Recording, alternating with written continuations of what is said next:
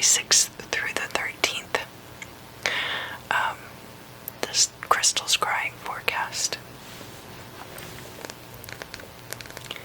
Today I have a little friend here with me, and I'm not going to use this friend for the scrying, but I am going to use this friend for this first part of the video. And you can see this crystal looks a little bit like a bird with the little head pointed backward.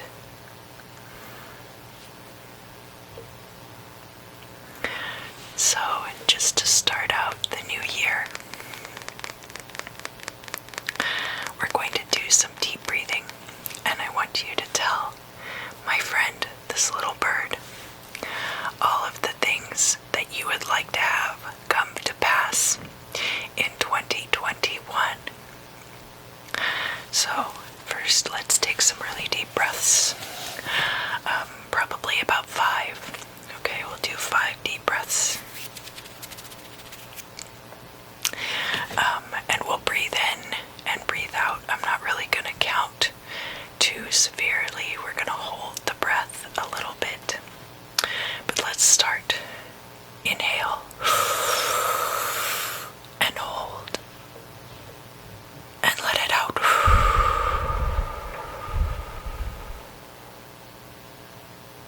And inhale.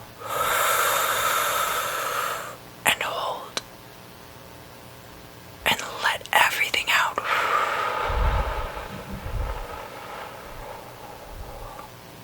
And inhale. And hold. And let it go.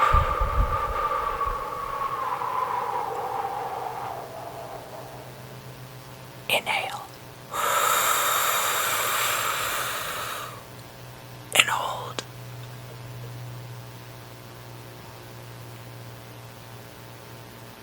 And let it out. And inhale. And hold. And let it go.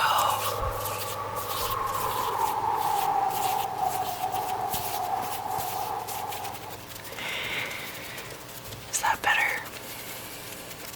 I like taking some deep breaths. It's just a really good reset.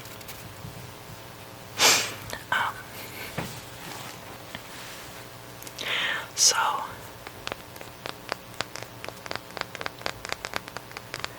I didn't really give a name to my little friend yet. So if you want to give him a name, or her, or it, you can give this little bird, see his little foot sticking out here,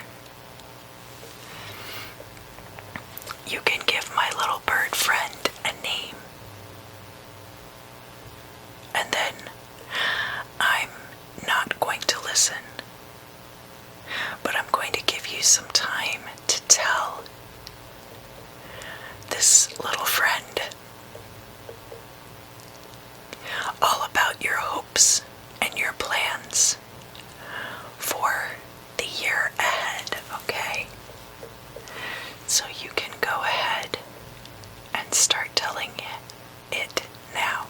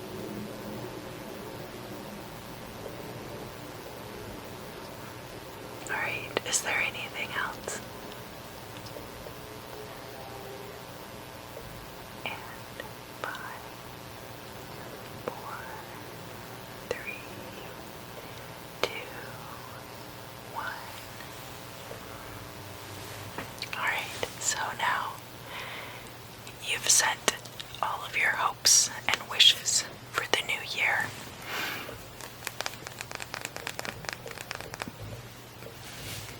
To my little bird friend, and he can carry them.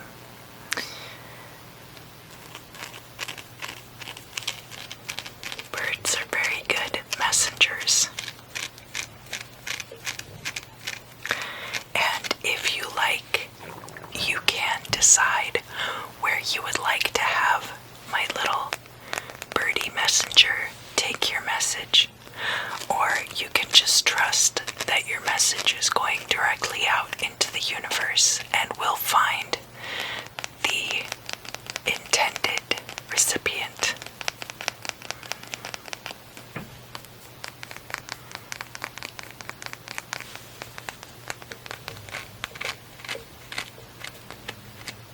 No, don't worry, he likes it.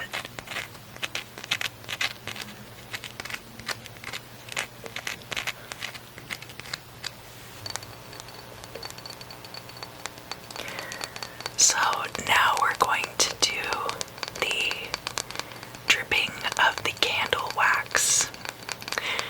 And at the end of all of the readings, I will then read the wax and see if there are any closing messages to kind of pull everything together.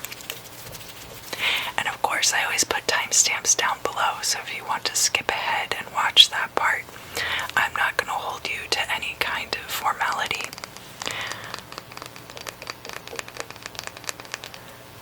For the oil that I'm going to use to float on the water today, I have this Essential Essences Shaman Wood Spirit Guide Perfume Oil.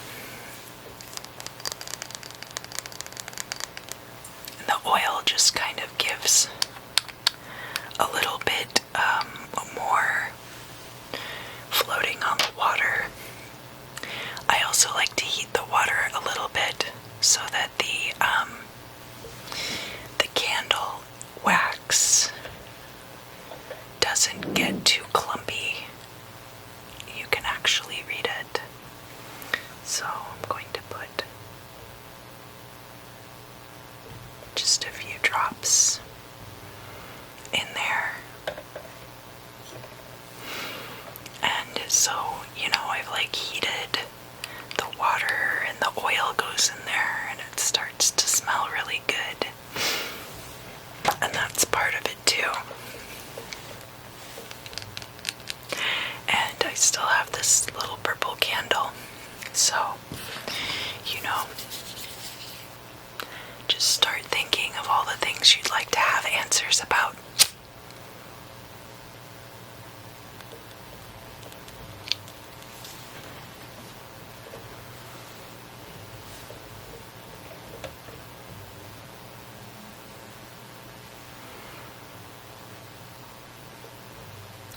And I'll just drip some of this wax into the water.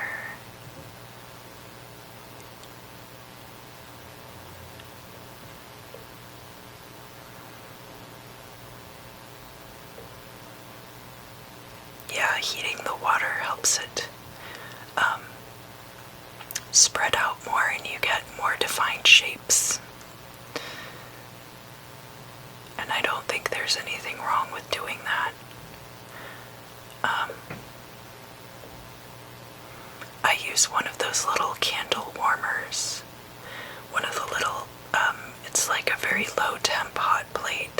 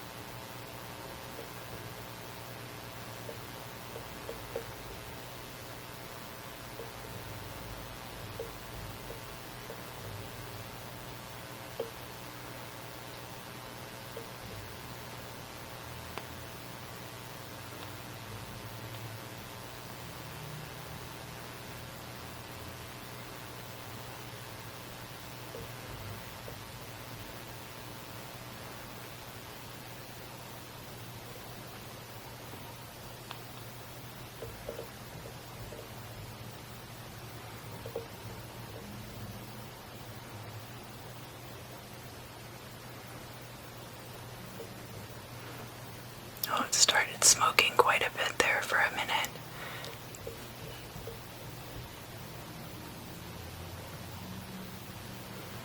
And now, because this candle is so small, let's see if I can get it to stand up there.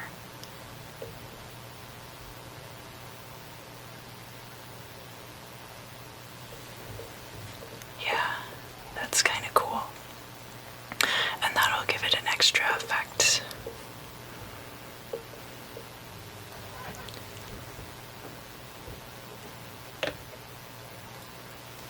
I'll let that burn down while I read.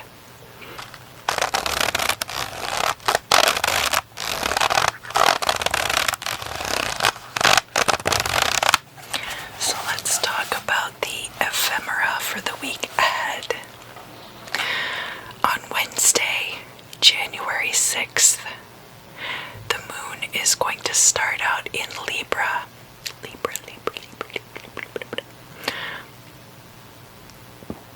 And is going to square the Sun, Mercury, and Pluto, all in the sign of Sagittarius.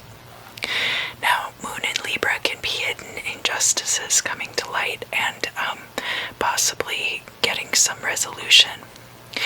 And as we're looking at Sun in Capricorn, and then followed by Pluto, and then Mercury in Capricorn, all of these energies are going to have to do with, it could be about corporations, it could be about your own job life, your career, but because this is a square, it looks like there might be some things coming out into the open, and especially because of this Pluto in Capricorn here, that square is going to kind of be like the crux.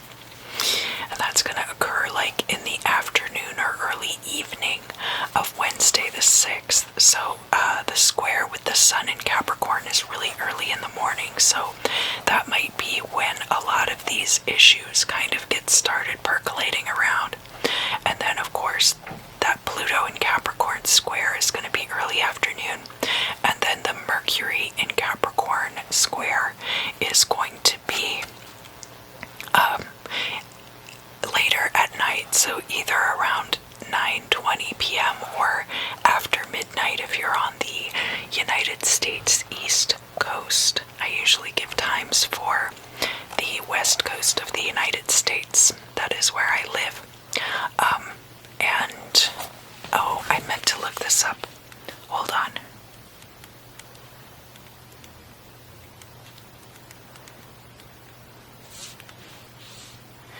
Alright, so Greenwich Mean Time, which is like the baseline for most time measurements in astrology, is 8 hours ahead of Pacific time. So that would make it, in relation to Pacific time, then of course the East Coast is like 3 hours ahead, and then Greenwich Mean Time, which is in England, is like 8 hours ahead. So just to give you kind of a better framework. Now, when the moon in Libra squares this Mercury in Capricorn, there's going to be a really short opportune period that'll leave you just enough time to wrap up some of your ongoing projects, okay? Oh, the flame is dancing really nicely. That looks good. It's really only going to be about a half hour long, from 9:20 to 9:55. But that might also kind of wrap up a lot of the other energies that were occurring throughout the day. There's also going to be a quincunx between the moon in Libra and Neptune in Pisces, right? So this could be an action type of transit. And that's going to be occurring like kind of in the early morning hours as well. Now, Neptune in Pisces Pisces as it relates to the moon in Libra. Can have to do with more like spiritual matters. So it could be that the sun in Capricorn kind of sparks off like some kind of occurrence coming to light, and then Neptune in Pisces, that quincunx, you are kind of analyzing your own feelings about it and doing some soul searching about your own relation to what's going on. So that's possible. Mars is going to enter Taurus on this day as well, and that's going to occur around 2:30 or 5:30 in the evening. So we had Mars in Aries for a long time. There were a couple of retrograde periods in 2020 that kept Mars in its native sign of Aries for a very long time. Usually Mars transits are much shorter than that. So that's something to keep in mind. Mars is not going to be in Taurus for very long, but while it is in Taurus, it'll give you a good opportunity to take action to create stability in your life, and also to get your finances worked out. And then we also have a sextile much later in the evening of Moon in Libra and Venus in Sagittarius. And now Venus in Sagittarius is kind of a playful romantic energy, but remember we have talked a lot about it in the context of financial well-being also, and how your finances might relate to your elevation of the self. So in this case, that could still be tied in with a lot of the career square energies that we've been looking at throughout the day. And it could be career, but it could also be about how corporations are affecting your life and stuff like that. So that's Wednesday the 6th. Thursday the 7th. Very early in the morning, the moon will be entering Scorpio. So then there's going to be an opposition between the moon in Scorpio and Mars in Taurus. And especially as Scorpio can have to do with other people's resources, that's going to be a very interesting placement. But again, that's going to be occurring so early in the morning that something might be going on, but then you won't really work through a lot of those other things until later in the day, because the follow-up energy to that is that the moon in Scorpio is going to be in opposition to Uranus in Taurus, which is very much about like shared resources and things coming to light, and that's going to be about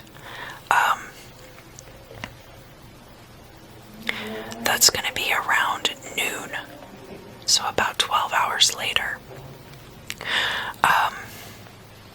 In between, we've got squares between the moon in Scorpio and then Jupiter and Saturn, which are both in Aquarius now.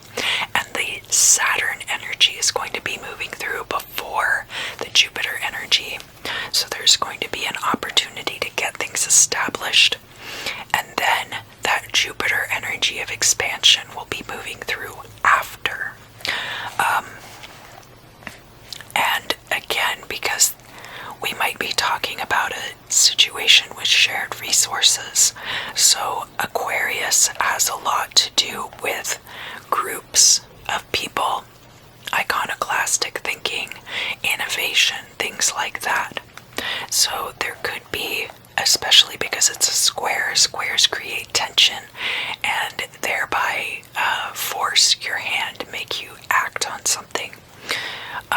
And then later in the morning, so more toward what would be noon on the East Coast, around 9:40 a.m. on the West Coast, there's a quincunx between the moon in Scorpio and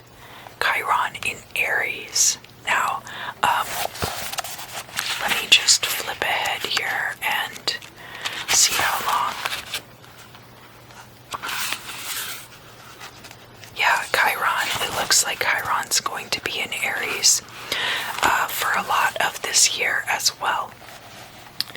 So that will give all of us a lot of time to heal those parts of ourselves that can be impetuous, can be impatient, and can be too hasty.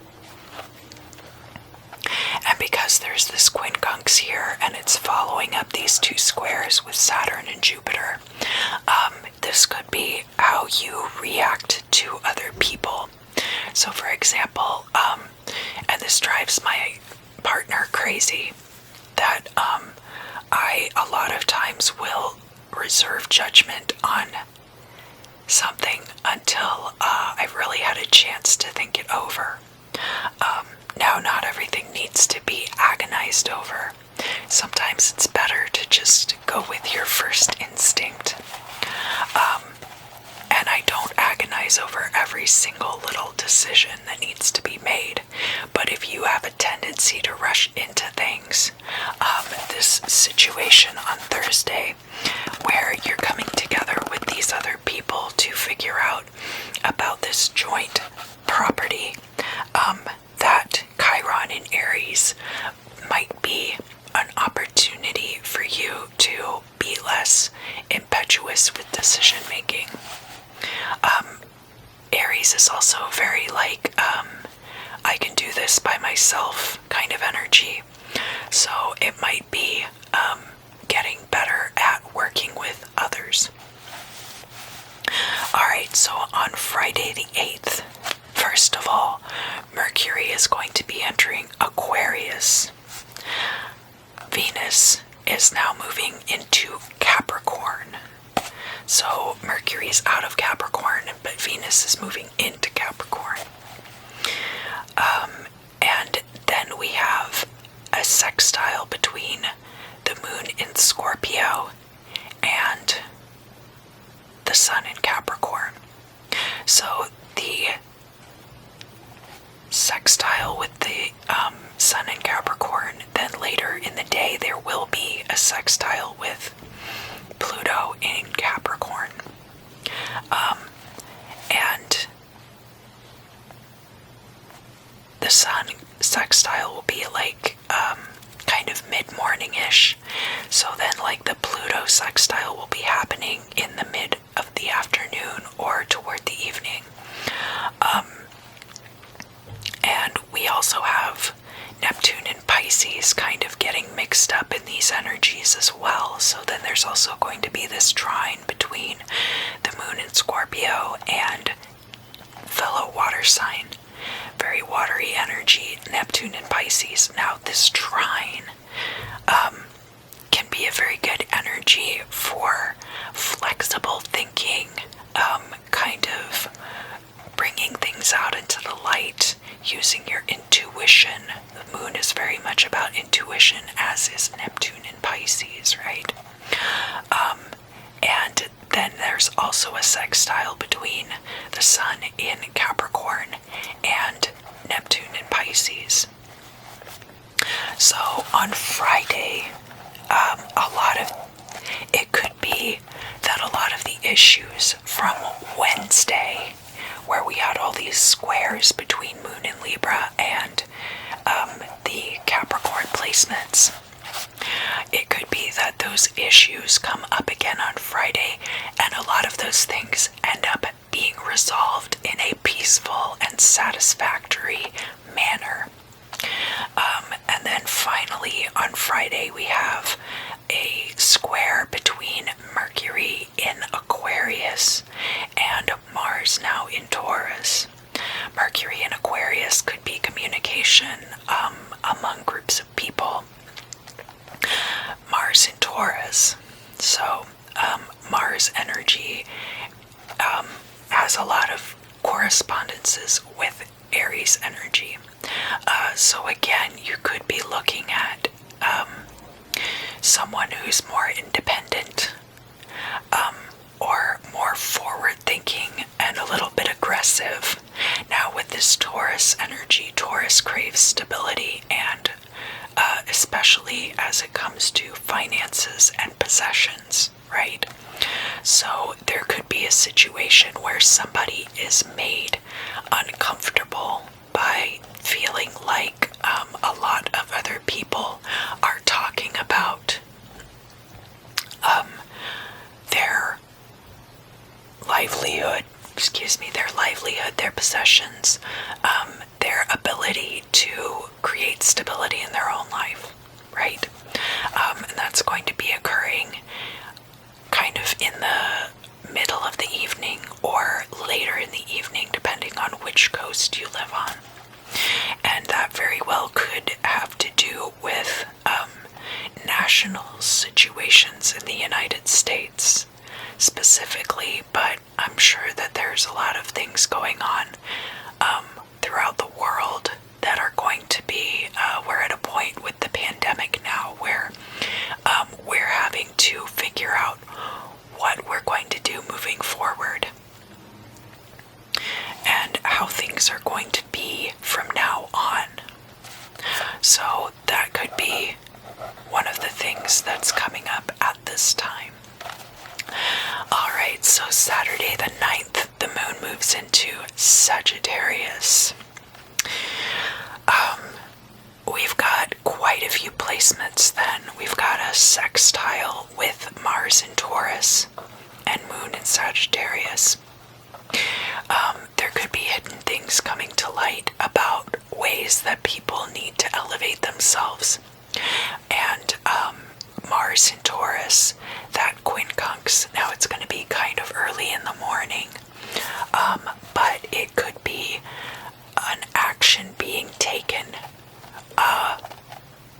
and it could be a very robust action taken for people's security. We've got sextile between the moon in Sagittarius and then Mercury, Saturn, and then Jupiter, all in Aquarius. So whereas with Capricorn in 2020 we had like some very I wouldn't say they were super stuck, but it was a very plodding kind of an energy where we had Jupiter and Pluto and Saturn all in Capricorn. So right now in January here we'll have this Mercury, Saturn, and Jupiter all lined up in Aquarius. And Aquarius is again this very iconoclastic, it's like a groupthink energy, but has more of a tendency, and also being an air sign, there's much more tendency toward movement and change. Very change oriented. Mercury in Aquarius, now that's not Mercury's native, but Mercury doesn't hate that energy. So a lot of communication among groups possible. And then Saturn in Aquarius can be kind of a tricky energy because Saturn has a tendency toward the status quo, keeping things the same, establishment and concretion, whereas again Aquarius is about change and about movement. So then there being this kind of, tension there just in that placement, but it is a sextile placement to Moon in Sagittarius, so will be very good for getting a lot of these things worked out that need to be worked out, all of these systemic issues that have been problems for us for a very long time, like over 20 years now. Things that just didn't get fixed. And then Jupiter in Aquarius, change, expansion, and growth. So that'll be very good. In the middle of all that, we've got a trine between Venus in Capricorn and Mars in Taurus. So Venus and Mars trining. And of course they have been lovers now.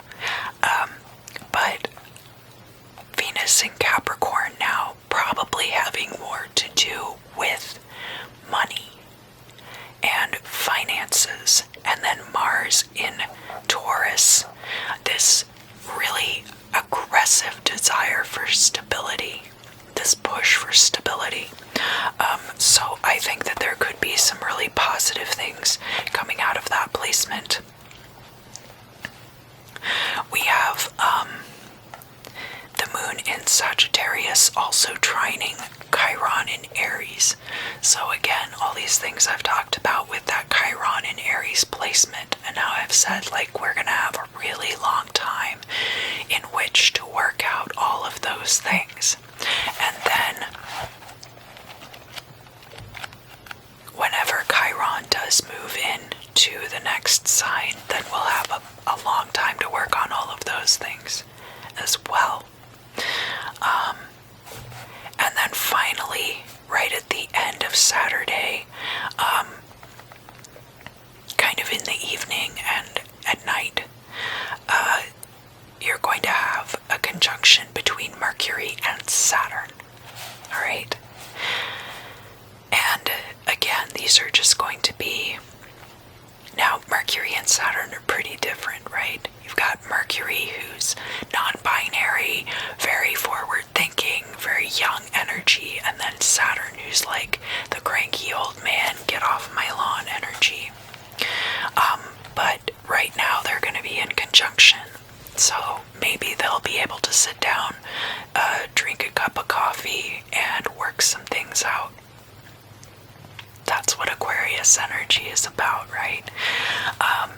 Sunday the 10th, we only really have one transit to speak of listed here, and that's the moon in Sagittarius is going to be squaring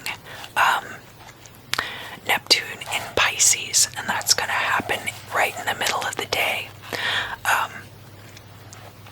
So Neptune in Pisces and Moon in Sagittarius forming this square, it's going to be your intuition really telling you all of the things in your life that, like Saturn being about, Sagittarius being about elevating yourself and all those things coming to light.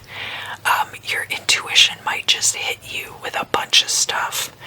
You might have like a bunch of epiphanies on this day, because square energy does create that kind of tension that these things might end up coming to light. Okay? Monday, the 11th, the moon will enter Capricorn. We've got a trine between the moon in Capricorn and Mars in Taurus around 9 a.m. or around noon on the East Coast.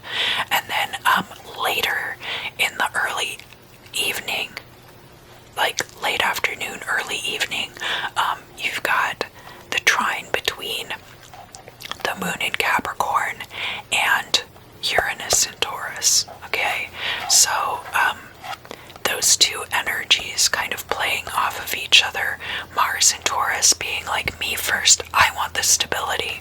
Uranus in Taurus being like, how can we create stability for everyone? So the fact that these two transits are occurring in sequence right now is really going to give us an opportunity to change the things that, even though Uranus was in Taurus last year as well, Mars then in this transit is really going to help us kind of move that energy forward. So then the moon in Capricorn can be hidden things about your career, hidden things about your job, emotional attachments that you have to corporations, even all of those kinds of things, and it's going to be different for everyone, right? On this day also, we've got Mercury and Jupiter are conjunct, and that's going to be around the same time as the trine between the moon and Mars. Mercury and Jupiter, so Jupiter being very grandiose energy, the head honcho in charge, wealth, expansion, and then Mercury being the messenger, communication. And both of these things being in Aquarius, I think will be very good, a very good climate for people to get the things that they need, finally. Chiron in Aries is then going to be sextiling both of those planets. And that Chiron in Aries, again, could be having to do with that me first energy and pushing that out, getting that out of the current climate. We've got a conjunction between the moon and Venus in Capricorn also. Moon and Venus in Capricorn. So Capricorn, again, can be about corporations, can be about your business, can be about your career. And there's kind of an emotional energy here. So there could be some kind of cathartic realization that you will be able to do the things that you love and still get paid enough to survive. That could be an energy that's coming in here. Now, all of these are just the placements. They're predictors for these things to happen, and these are not things that are going to happen overnight. So even though the transits are occurring like this right now, the results and the way that these things play out might take quite a while to unfold. So you might not see these things playing out right away.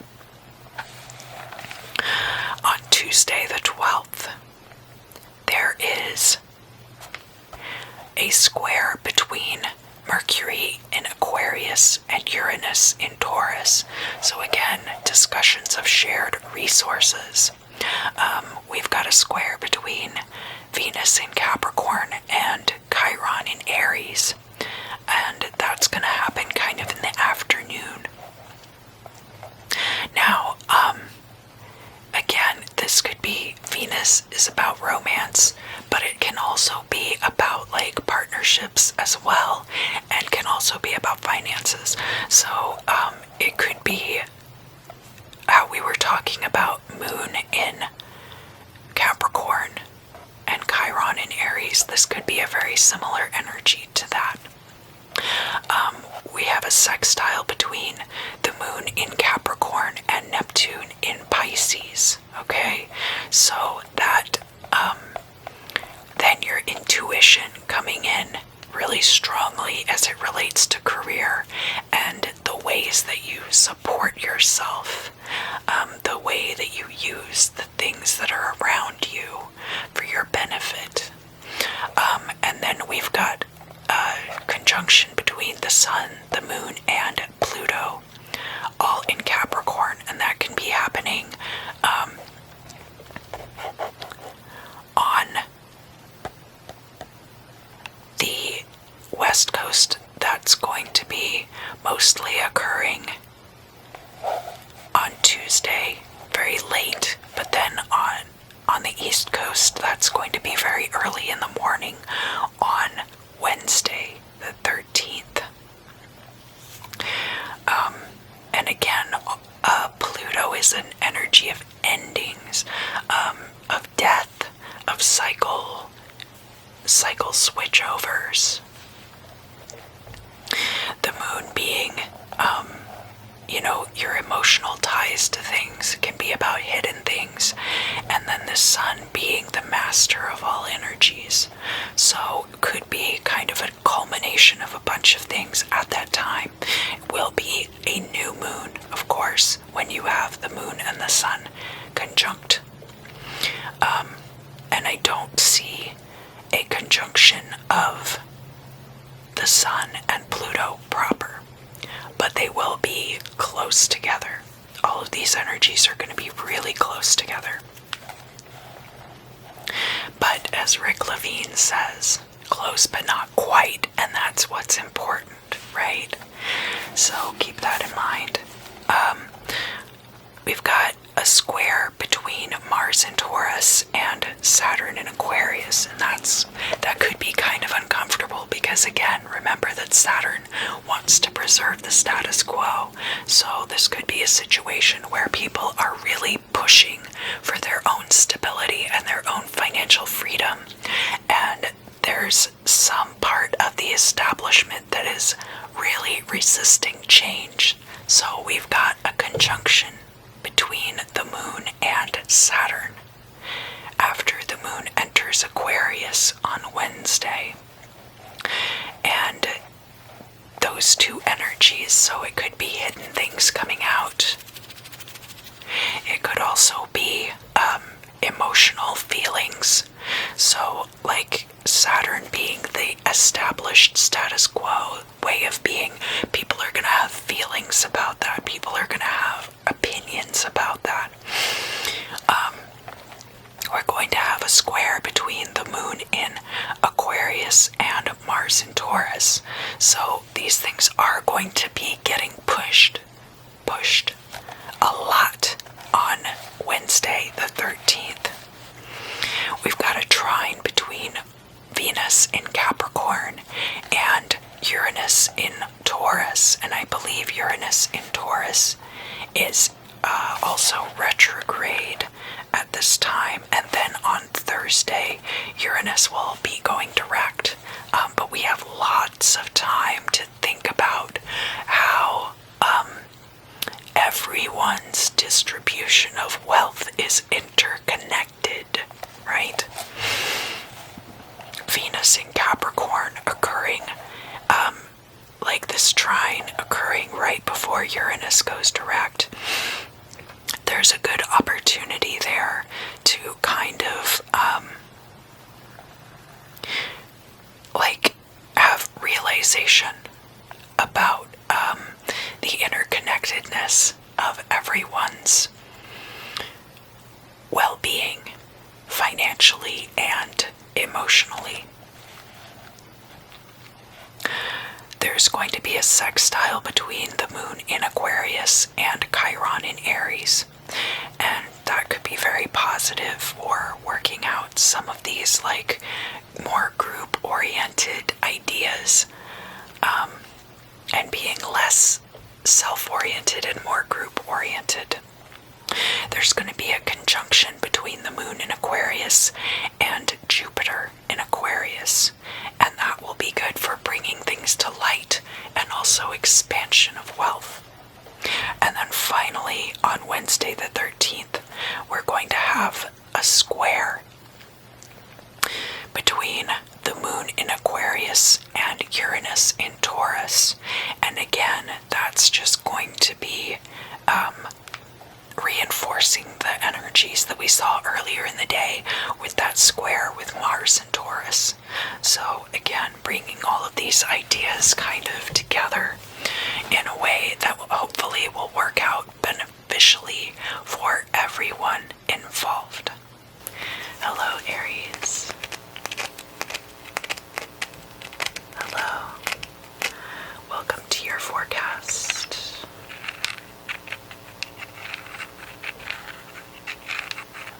For the week of January 6th through the 13th.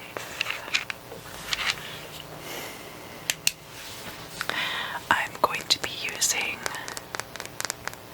this crystal that I believe to be a Super 7. It looks a lot like the other Super 7 that I have.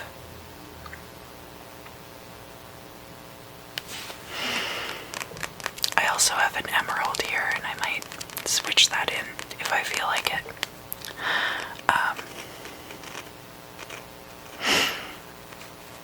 Aries. There's a conjunction that you have been waiting for to move forward with something. Possibly. I don't feel like it's happened yet. I feel like, what is going on here? Alright.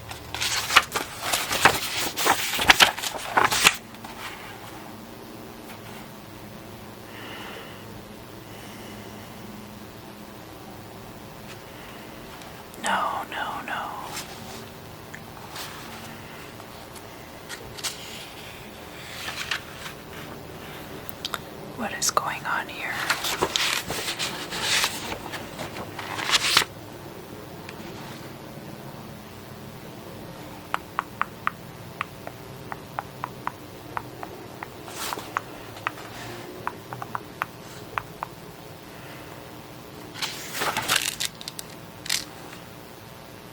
Here we go. Okay. This is it. March 25th or March 26th. The Sun and Venus are going to conjunct in your sign of Aries. Okay. And that's going to happen right before Passover if you celebrate the Jewish holidays. And also Palm Sunday. And then Easter will be the following week. Just to give you a context for what all is going to be going on. Now, Friday the 26th, you're going to have that conjunction, or it will have happened the night before. And then there's going to be all these quincunx between Sun, Venus, and Chiron, and then the moon in Virgo. And Uranus and Taurus is going to be direct at that time. And then another quincunx between moon in Virgo and Saturn in Aquarius. So I feel like you're waiting for something that maybe is already scheduled for March 25th or 26th. Some of you will be having birthdays at that time, so that's something to take into consideration also. But I feel like you're waiting for that, and so you've kind of just written off everything else in the early part of the year until this thing happens, and I'm not quite sure what it is. What else is going on? What is this thing that Aries is waiting for? This tumultuous relationship to come to a close. So some of you might not have like a concrete thing set, but some of you might be in a tumultuous relationship with somebody, and you're like, God, when is this going to be over? When is this going to be over? Well, it's going to be over March 25th or 26th. I mean, it's really, okay, here's the thing though, it's really up to you as to when you want something like that to end. But that might be the time in which things become feasible for you to make a change. That will move that out of your life. So, if you're wondering when that's going to occur, it's looking like it'll be March 25th or 26th.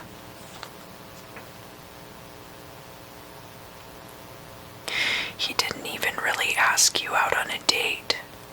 He just asked you what your name was, and you kind of went from there.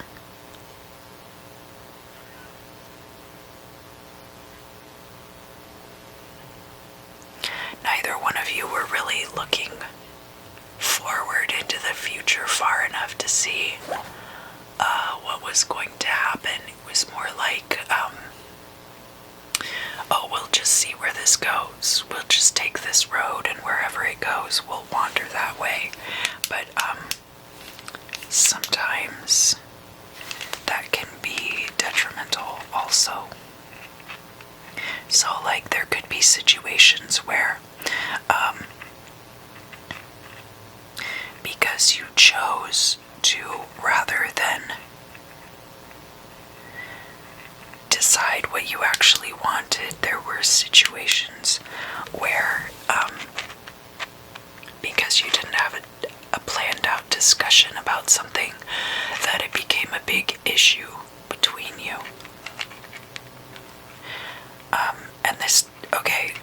doesn't have to be a romantic relationship either. It can be just strictly a business partnership. You might not have even thought that you could get that far, and so your hesitation to part ways with this other person is partly rooted in not knowing how you will move forward solo. And again, that doesn't have to be a romantic relationship. That can be a business partnership. That can be a friendship. It could just be that there's somebody that you're friends with and you spend a lot of time together, and maybe you even moved in together. That could be something too. That especially because of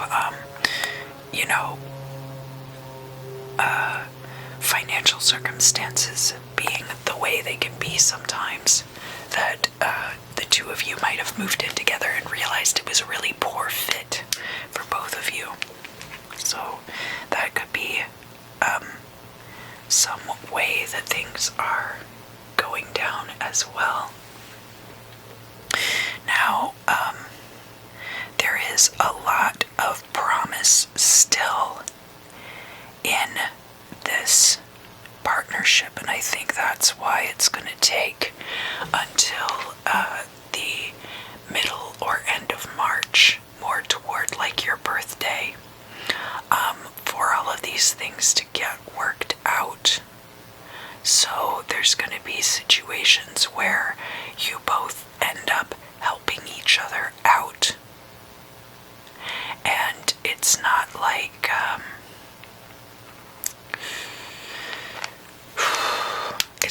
things are bad, and it's not like you guys hate each other necessarily, but you will end up hating each other if you don't feel like things are going to change.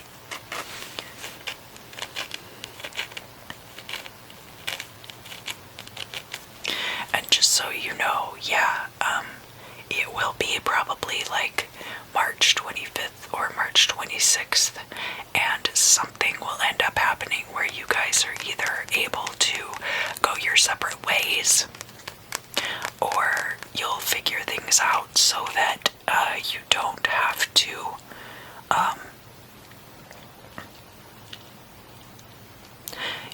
to continue the way that things have been. Because this person doesn't want this any more than you do. Like, both of you are not content with whatever this situation might be. And so it will be beneficial for both of you to figure out a different way of doing things.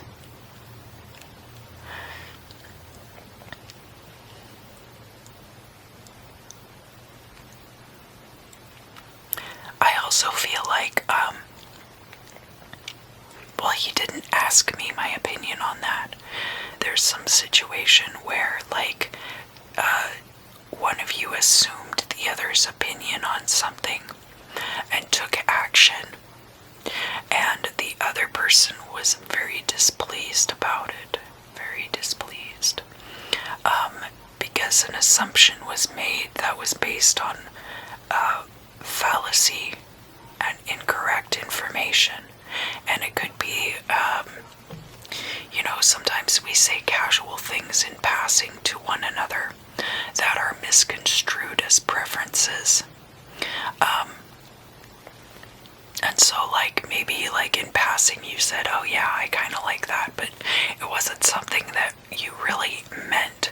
So on the one hand, this person was listening very closely to what you were saying and based their actions on that, which is, what we all notoriously want, right? But in this particular case, they got it really, really wrong, and it's because they were listening to you, but they weren't understanding you, and it made you very frustrated that that was the case. Is there anything else that I need to talk about, Aries? Sun, Moon, and Rising for the week ahead, January 6th through the 13th. Give each other more space. So whether that means like if you have parents that you can go stay with, or if you have friends that I know that we're in a period of time where we're all trying to stick to our plague pods as closely as possible. But if it's possible for you to go and stay with friends for a couple days, or for them to go and hang out with their friends, that will end up being beneficial to you guys in the short term, because in the long term other things are going to happen that change everything. So even if things happen right now, I'm not saying like this is not me like giving you permission to cheat. So if you choose to do that, I'm not judging you. You do whatever you feel like you need to do, but I'm also not giving you permission. This is not permission to just do things to aggravate that other person until they come around to your way of thinking, because the climate right now is just not right for that. But pushing the subject is not going to make it better. Alright, is there anything else that I need to tell Aquarius, Sun, Moon, and Rising about the week ahead? Get better at documenting your feelings in a way that you can express to others, even if it means like writing it down in a, like some of you might already be keeping a journal. Even if it seems insignificant, don't write things down as though you're writing them down for yourself. Write these things down as though you are writing them to explain to someone else.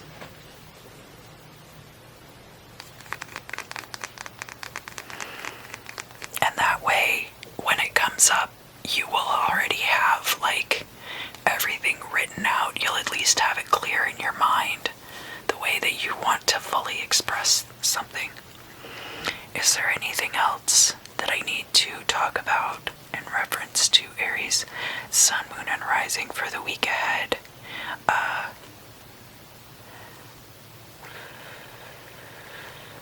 January might be kind of a rough month as far as it's between you and this other person, which is why I do encourage both of you to kind of, and it, like the thing is, I'm encouraging both of you, so if you're cross-watching for an Aries, this would apply, but it's not the kind of thing that you, Aries, could then go to your partner and be like, hey, I think we should spend some time apart.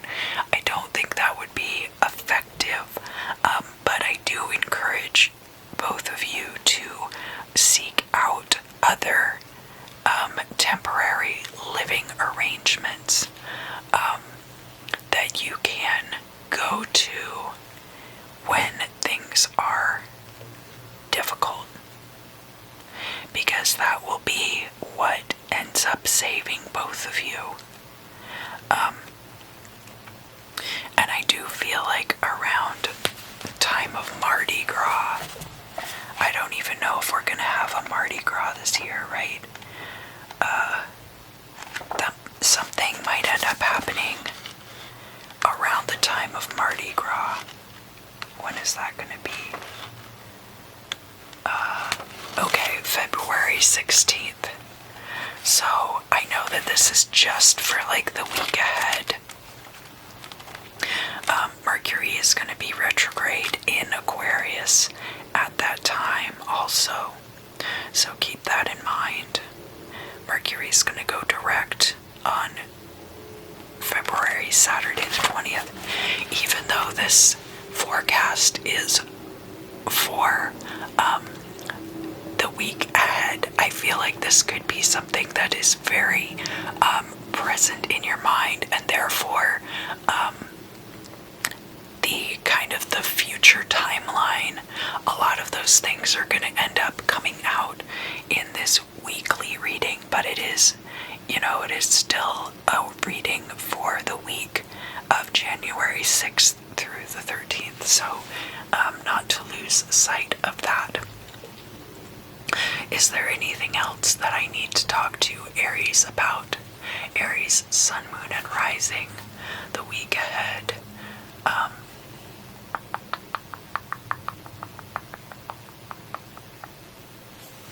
Give yourself a hug. I don't know how to do that, but do something that is like you giving yourself a hug.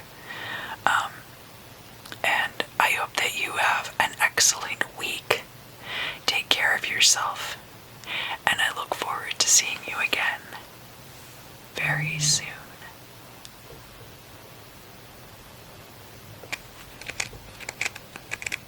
Hello, Taurus. Taurus, sun, moon, and rising. This is going to be your week ahead for January 6th through the 13th. And I think this is Super 7 crystal. I don't quite remember, but it looks a lot like my other Super 7. I also have an emerald here that I may end up using at some point, but I just wanted to use this crystal even though I'm not 100% sure what it is.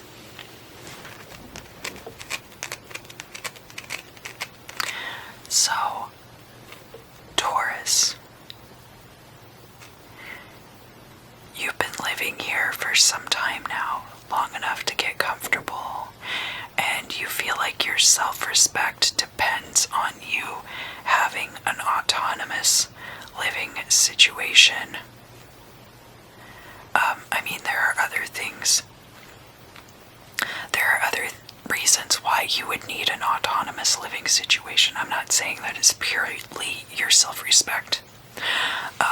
But what I'm about to tell you has to do with your pride and the attachment of your pride to this living situation.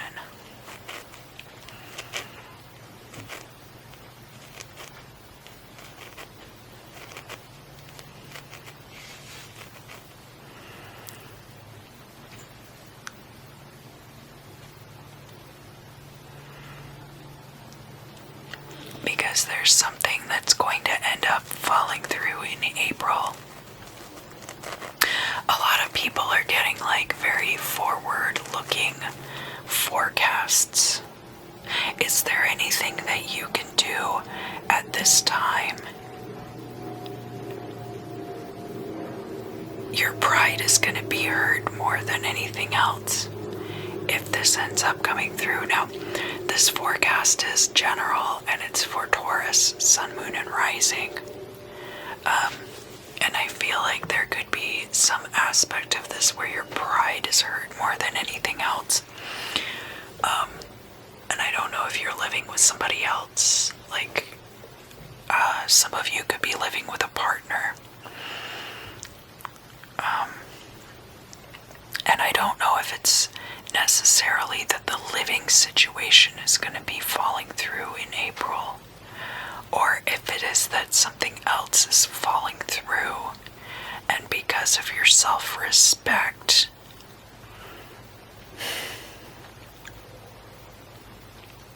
hold on.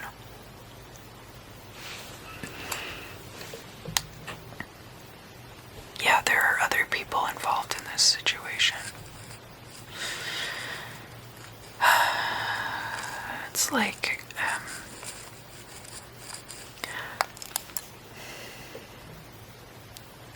some of you, it could be like an apartment and everything's going great, everything's going fine, and then all of a sudden you start getting noise complaints, but you're not being loud.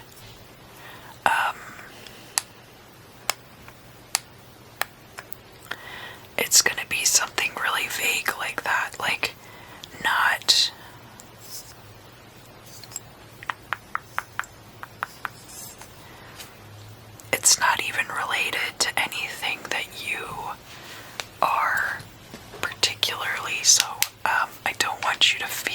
it's,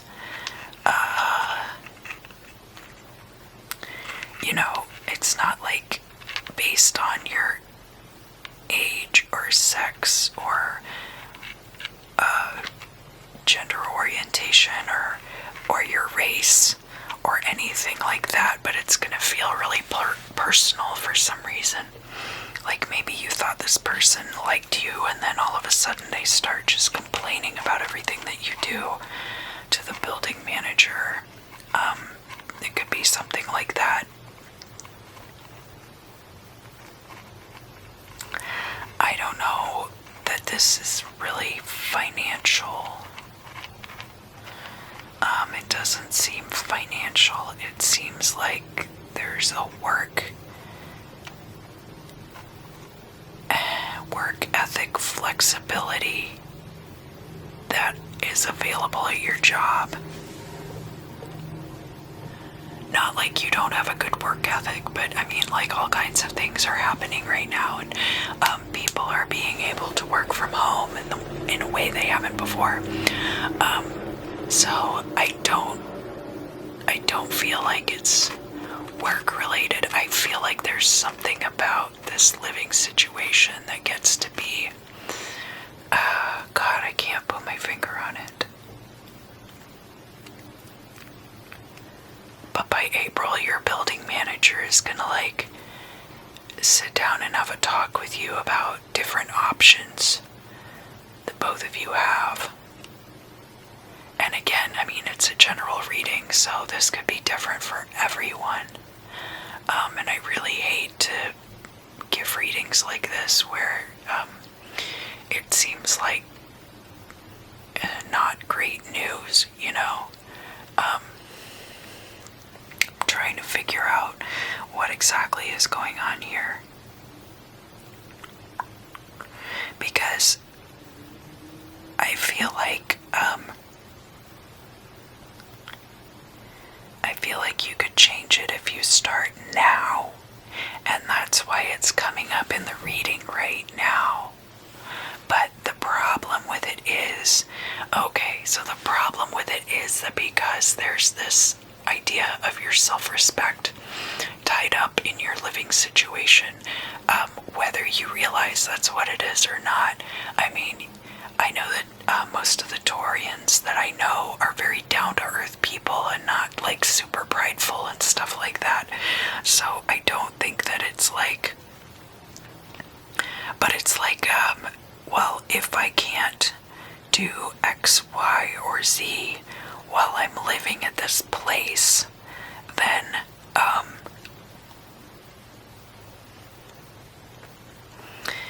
why am I even living here?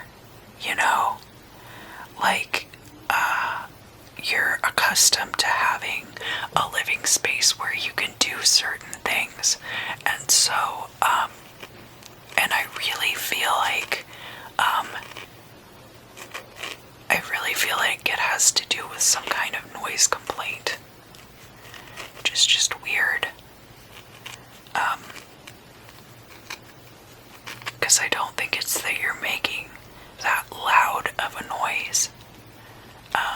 So it might just be a situation where and that sucks, that somebody would not have the same musical taste as you, and instead of just realizing that everyone has a different musical taste, and sometimes they're going to be playing music that you don't like either, or something like that,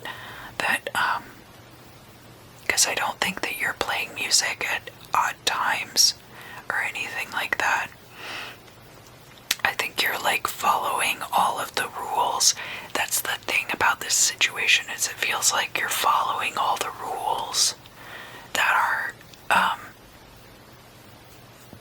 part of your lease agreement. But because this person has a problem with what you're doing, they make it the building manager's personal problem over a long period of time. And so over the course of this 4-month period, you might not even know that this is going on. So I don't want to make you paranoid, if this isn't happening, it's not happening. obviously, like, if the building manager contacts you about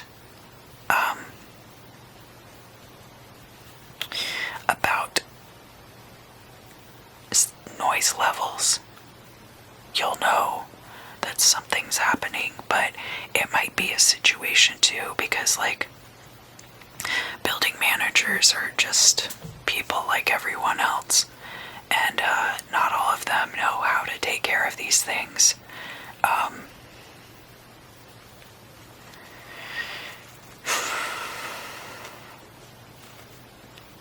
Not all of them know how to take care of things the best way.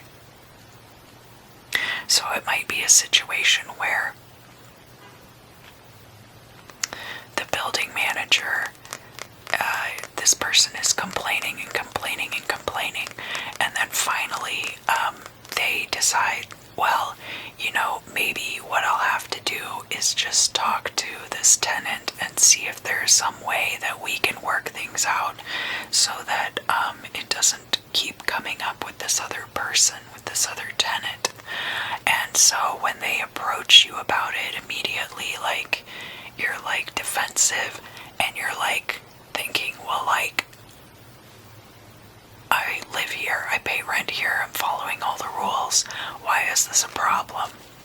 And and maybe it escalates from there and becomes a bigger issue.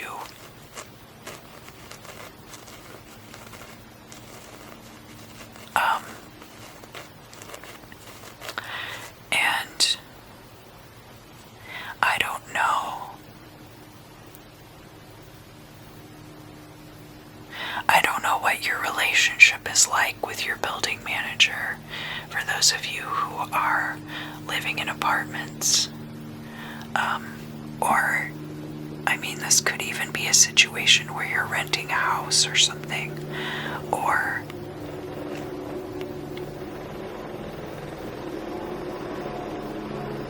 some of you might be living with your parents or in a house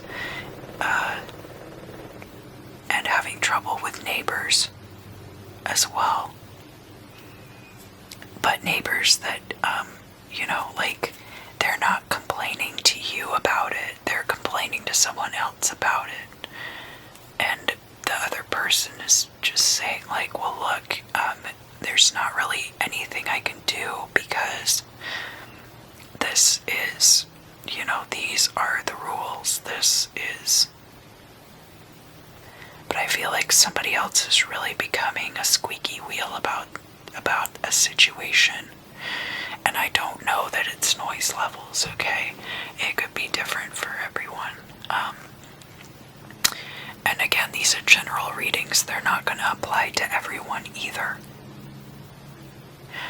What else do I need to tell Taurus about this situation? The way that you should approach it is by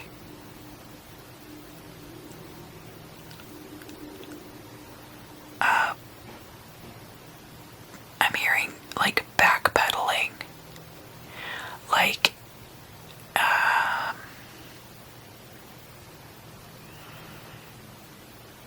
things are designed to work a certain way, and the nail that sticks out gets hammered down. And you don't have to change like who you are at your core, like your very essence of yourself. But there are definitely things that if you are able to make yourself less obtrusive, and I'm saying it this way because, again, I'm not, like, I think for some of you it might be a noise level issue, but not a noise level issue, just the fact that this person doesn't like the kind of noise you are making. Like maybe if you could wear headphones, which I know is not ideal for a lot of people.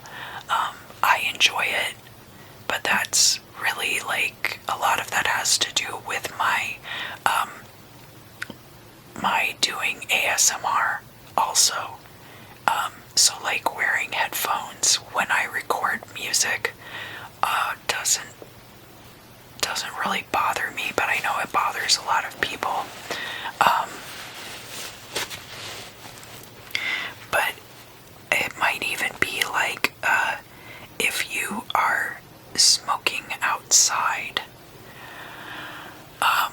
like being considerate when you're smoking of like how much the smell of smoke carries, because like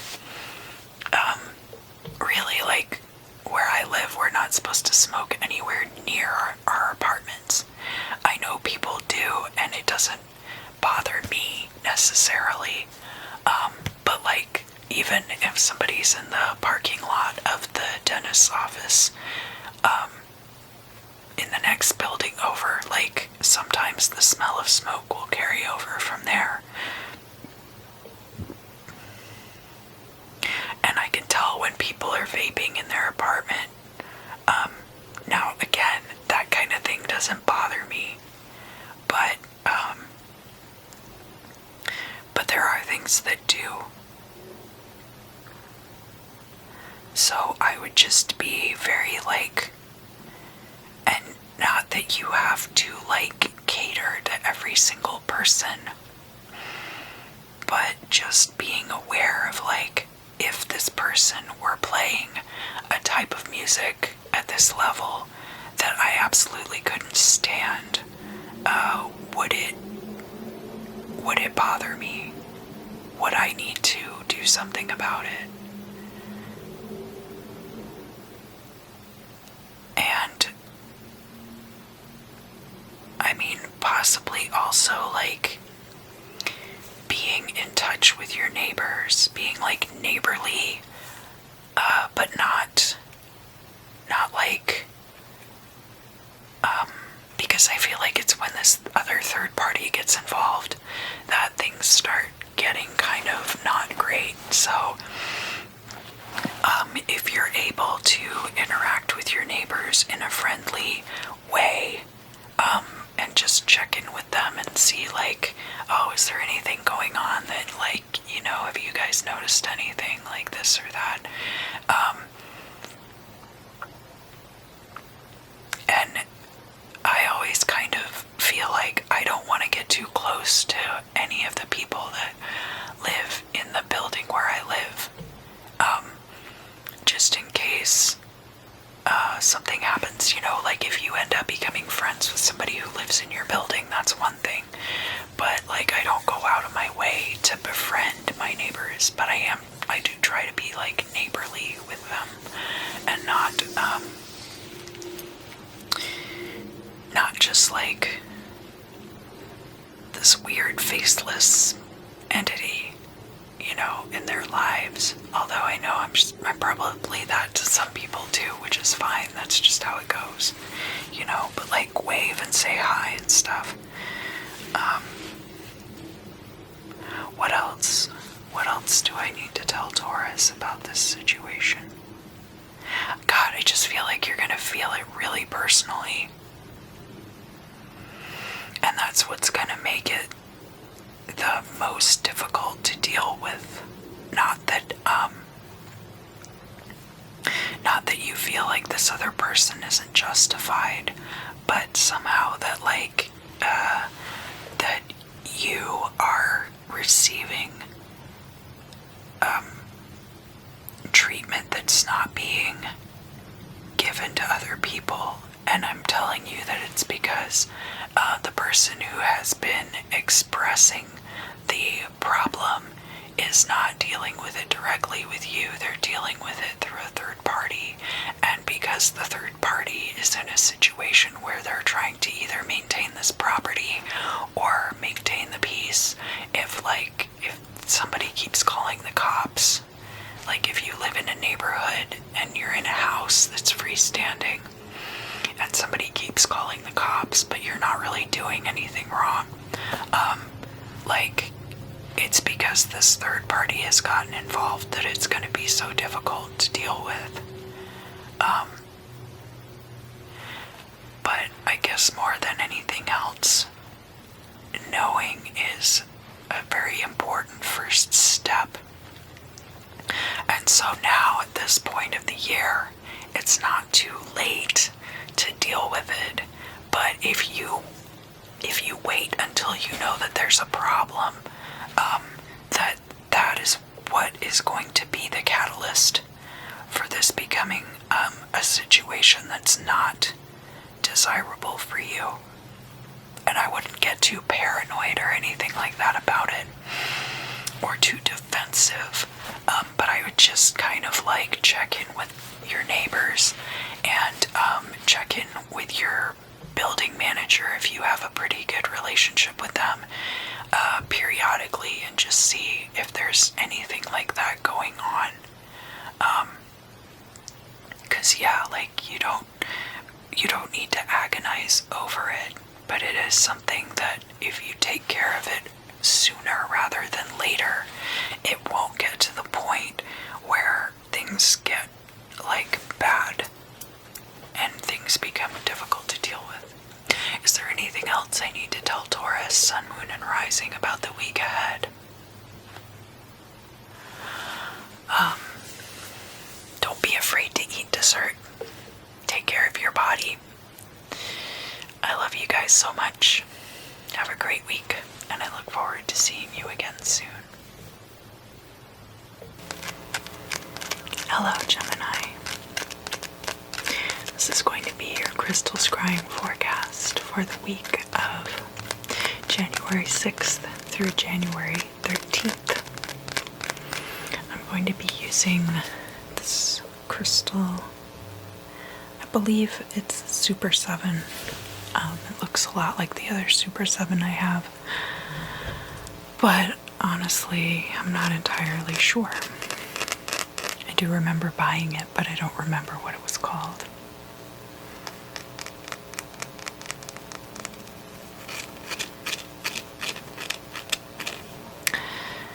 Gemini.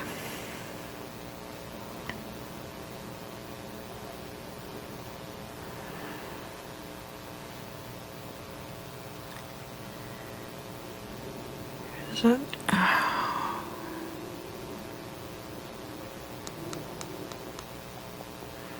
thinking about that scene from the Wind in the Willows movie where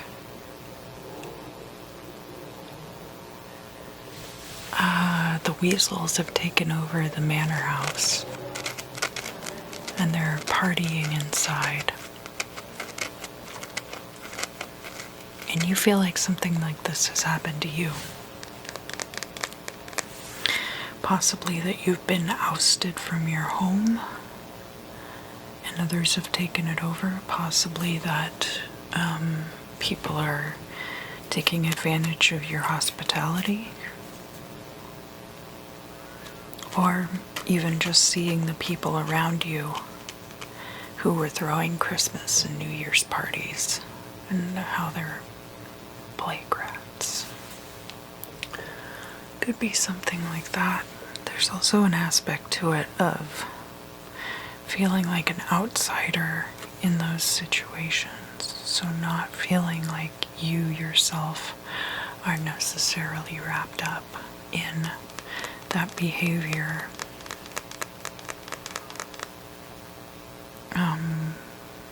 I do feel like somewhat of a feeling of responsibility. These readings might be kind of heavy. Just starting out the new year. The past year was definitely difficult, but the thing about this year is that it's probably also going to be difficult moving forward, just because we're going to have to come through and repair a lot of the things that occurred last year. And that's going to be difficult. Some things are going to be more difficult than others, obviously. The accountant in that movie was the badger. And I mean, I read the book too. Honestly, like, I read the book and saw the movie like a really long time ago when I was very young. So all these things are being filtered through my admittedly flawed memory banks.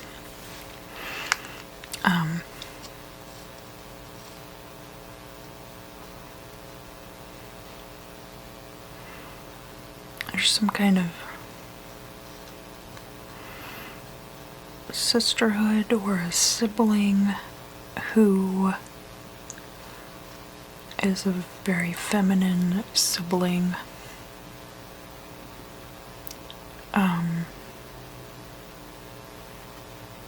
This person's not like you.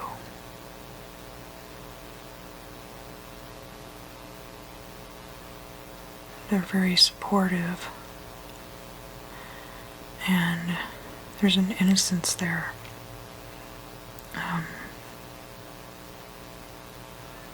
But not necessarily that they're a younger sibling, although I feel like for a lot of you that could be the case. But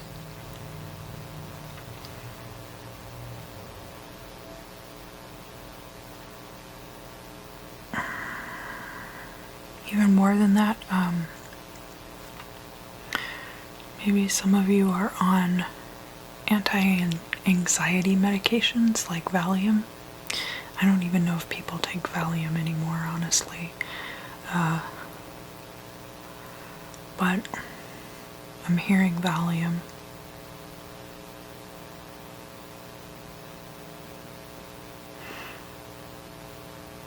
And she's giving you her medication to help you get through something neither one of you were ready to deal with. It could be the death of a parent. But I don't necessarily think that it is.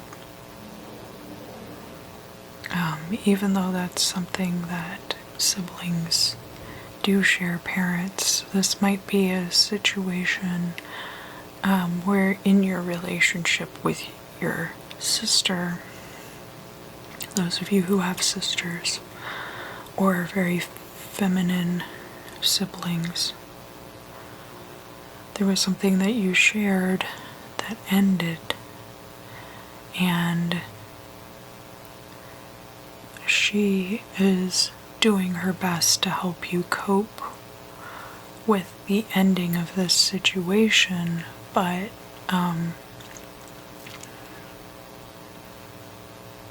she's dealing with it too. But it's possible that that she doesn't have as hard of a time dealing with it, or the way that she handles grief is different.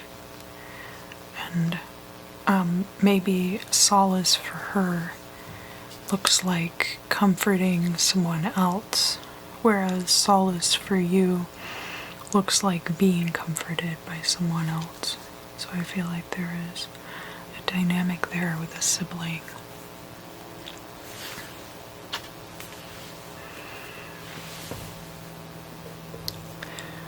Le Déjeuner sous l'herbe is that painting by Manet, where there's one naked woman sitting in the foreground and then a bunch of clothed people kind of behind her, and there might be another woman, I think, in the water behind them, bathing. But it's about having a picnic in the park. And of course it was very scandalous at the time because the woman was naked in this group of men. And there's something like that, where something that you're doing right now might be very scandalous, but at some point in the future, it's going to be seen as a work of art, and people are not going to feel scandalized by it anymore. Even though, of course, people recognize it for the work of art that it is, even in this time, and not everybody's going to be scandalized by it. But there's an aspect there that polite society, so to speak, is going to feel scandalized by this thing. And I don't know if it could be a work of art, it could be an opinion that you hold, but it could also just be a new idea that you're putting out there. Because now we think of Manet as being quite pedestrian, actually. Not that his work isn't very technically beautiful, but just that the subject matter is not as shocking now as it was when he painted it, by any means. What else do I need to tell Gemini, Sun, Moon, and Rising about the week ahead, which is January 6th through the 13th? Something about your driver's license. Get your driver's license checked. I don't know if this is something that you need to renew your driver's license, or if there's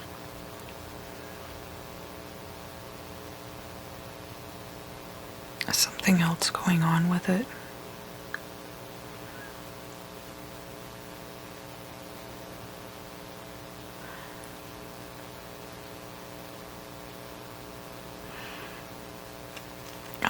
Usually you don't have to take a driving test every however many years. You just take the driving test once, so I don't know about that, but maybe, it could have to do with points on your license, or it could have to do with outstanding tickets, and you might not, you might have forgotten about the ticket, or you might not have been issued a paper ticket, but that there's been a hold of some kind put on your driver's license because of this ticket that wasn't paid, but you never received it, so it wasn't.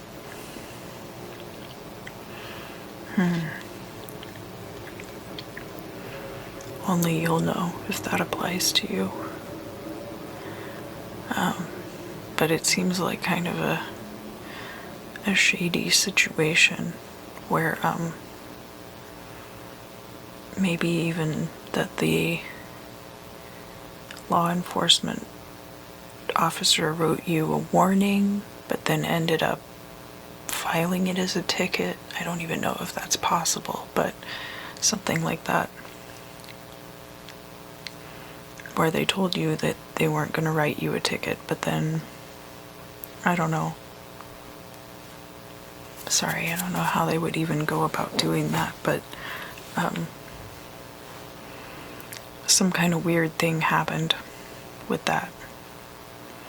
So just check into it. Gemini, Sun, Moon, and Rising.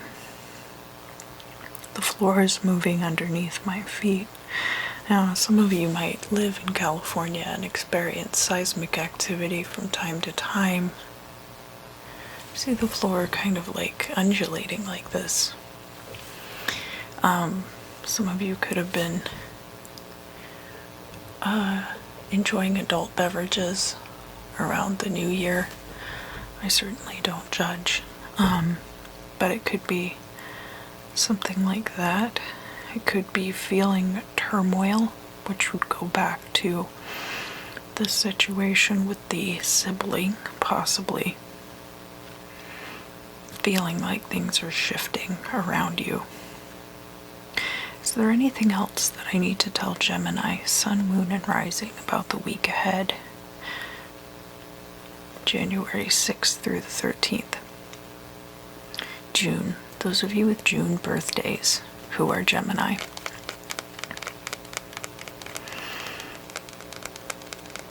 The period around your birthday is going to be a big month for you.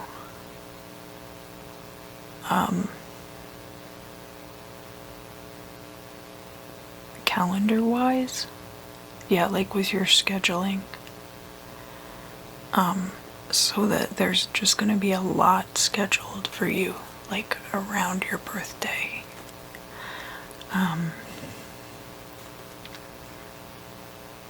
Something's good and something's bad.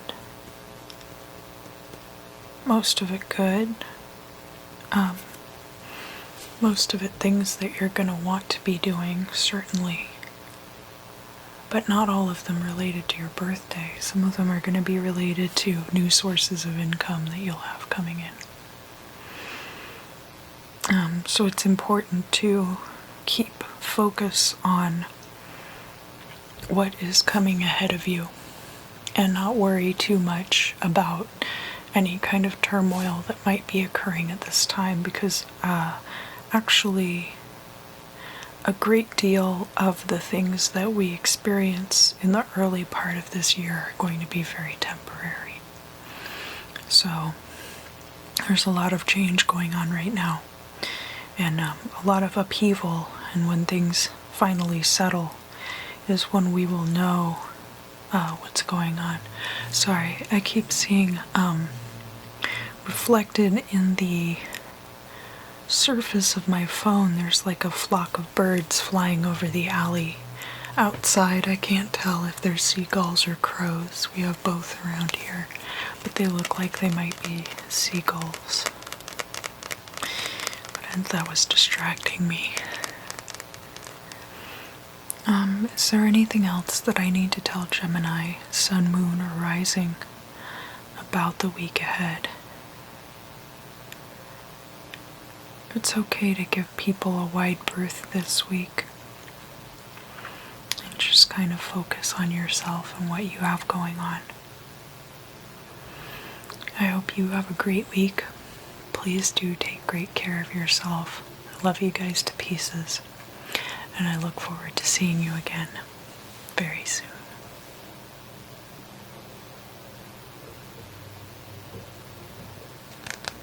Hello, Cancer.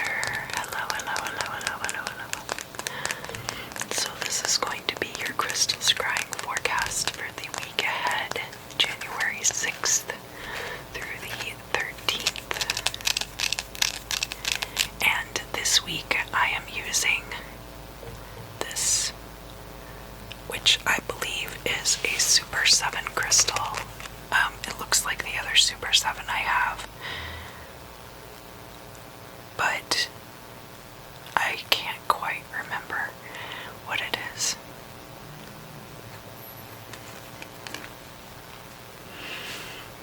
Cancer, what is going on with you this week?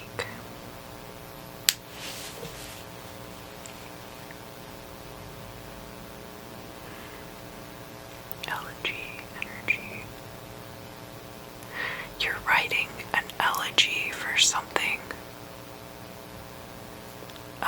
Something, it could be a memory that you're putting away for good. It could be a call and response type thing where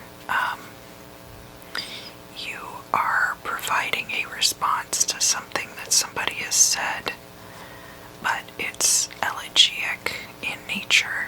So, like a requiem, or having to do with something that is no more.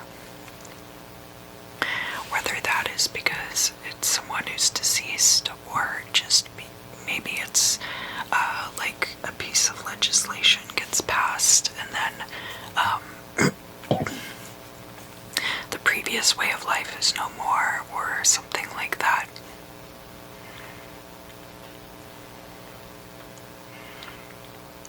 quite sure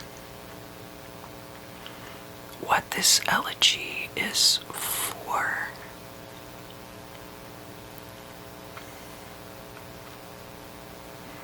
It could have to do with video games, even.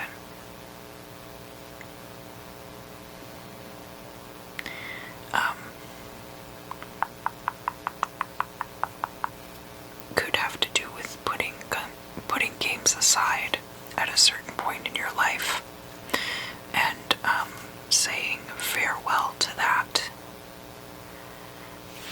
time in your life.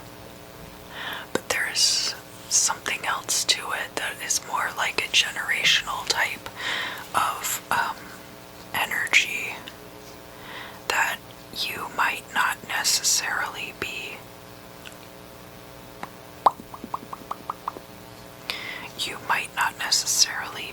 the only one who's dealing with the similar situation, and therefore you're speaking on it in a generational way rather than just from the perspective of your own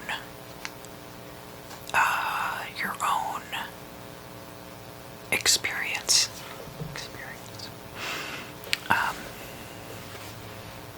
What else do I need to tell Cancer about this particular week ahead? Cancer, Sun, Moon, and Rising.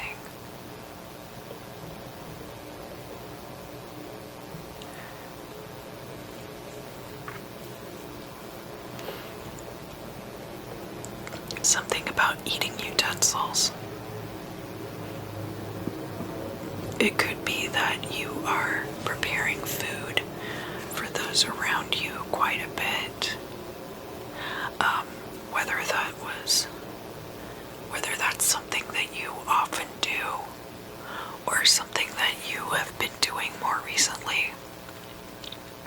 I see you preparing things for others to eat and then encouraging them to eat these things that you've prepared.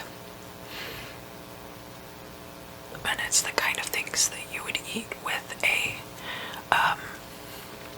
fork and a spoon, possibly like a stew or mac and cheese or something like that. Something similar. Comfort food kind of things, possibly too. Things that you eat when they're quite warm and they warm you inside.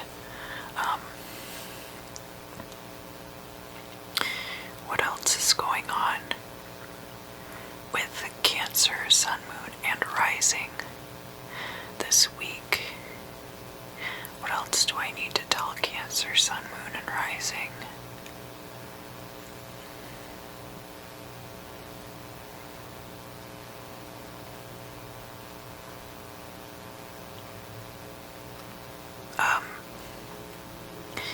Maybe you're also not just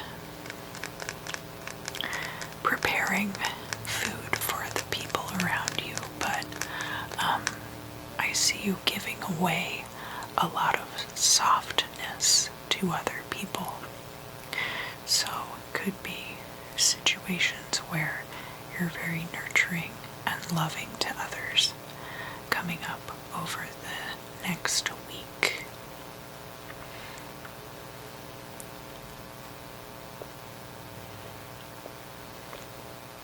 They don't care for all the attention sometimes, but it's the right thing to do.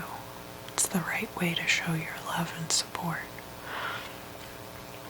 And overall, it's very appreciated. And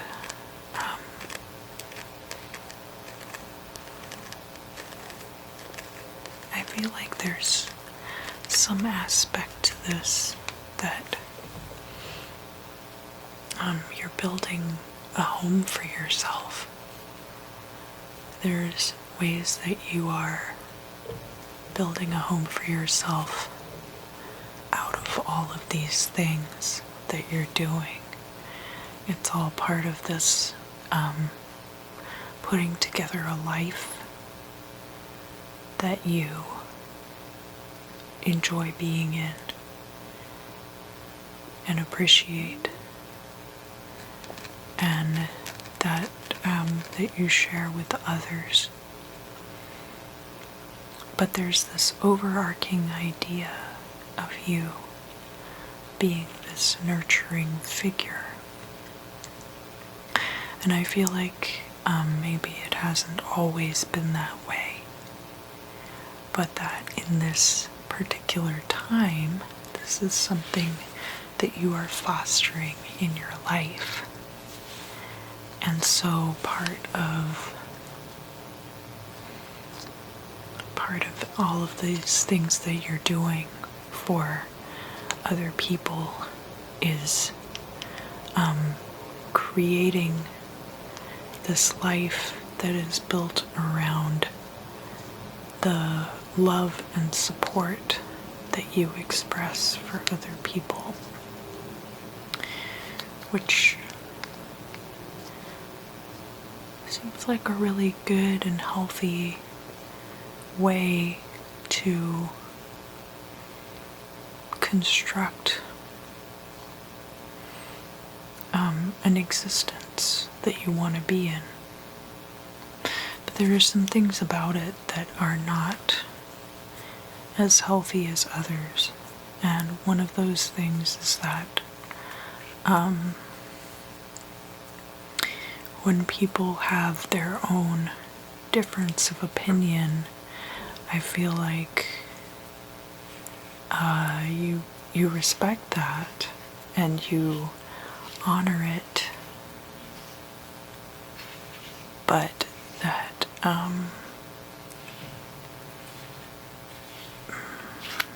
there are also some cases where it's like you respect it and you honor it, and it's great that people have different opinions on things. But there's this aspect to it also. I'm not quite sure. It's like if they choose not to have an opinion,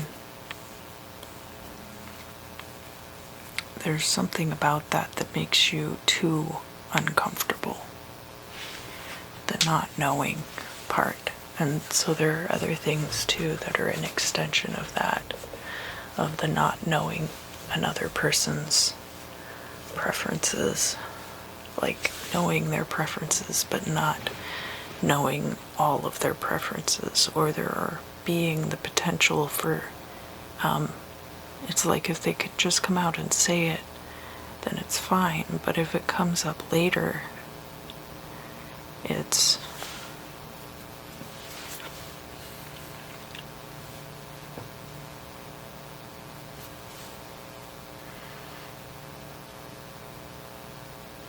like destructive to your psyche. Not that, like, why couldn't this person have told me this from the beginning? Although that is an aspect of it. It's also like,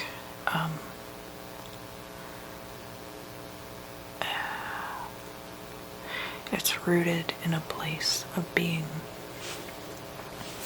resistant to change. So it's not like, it's not coming from a place where you resent other people for not being more forthcoming with you, per se, although that is how it manifests itself to you. Where it's really coming from is this place of feeling like the people around you can be unreliable narrators, and not wanting to be subjected to a life where the word of others goes against what you believe, I guess. This is all a little bit confusing to me.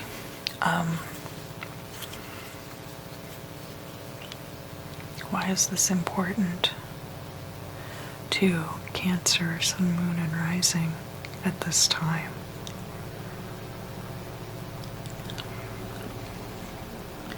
all these people around you are giving you lots of support.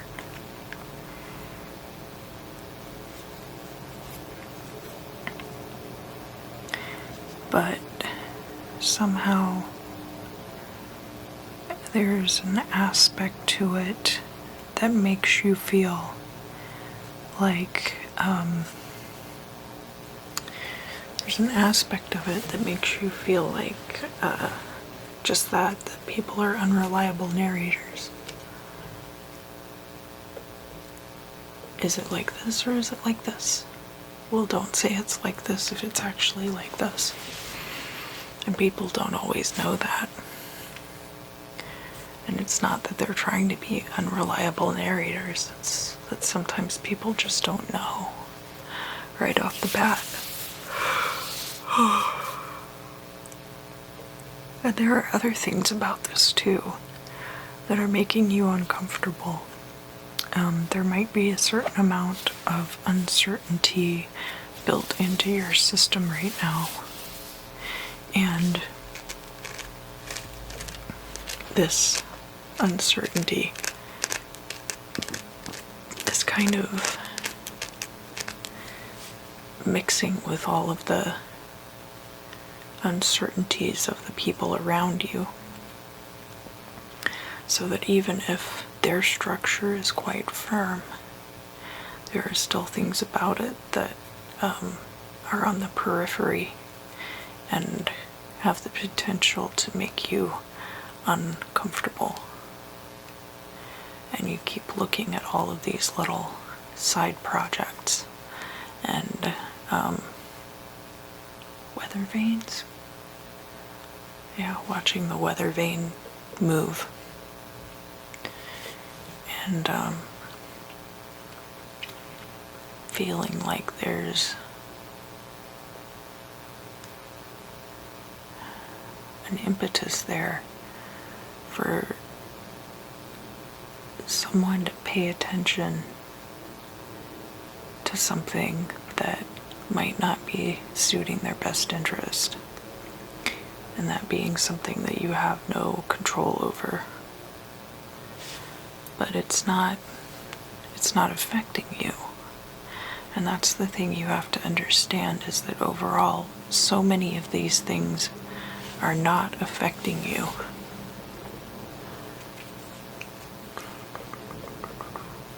And are not creating turmoil in your life. And obviously you'll know if this actually relates to you or not. Again, these are general readings. They're not going to apply to everybody. There's a descent.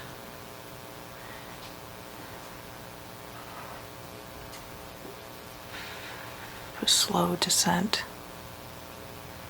from this one, everything's fine, down to like everything's clearly not fine. And if you're only like here, you can still scramble back up to the top. And there's no harm and no foul. You actually have quite a ways to go before you hit the bottom. And it's hard to know that until you do hit the bottom. But you also don't have to hit the bottom. And it's not always like this. Sometimes it's just linear. There are all kinds of ways that things can play out.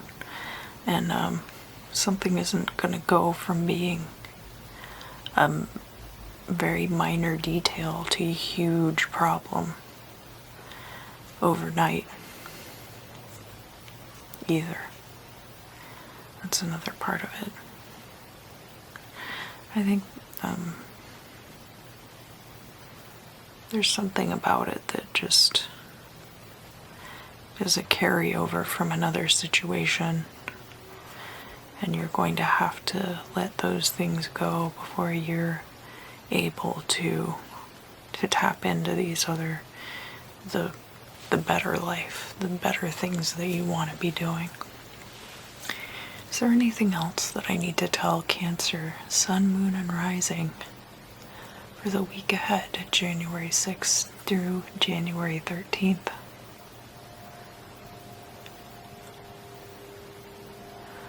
No, I think that's it. I hope that you have a great week. I love you guys to pieces, and I look forward to seeing you again very soon. Hello, Leo, sun, moon, and rising. We're going to talk about the week ahead for January 6th through January 13th. So, how to start?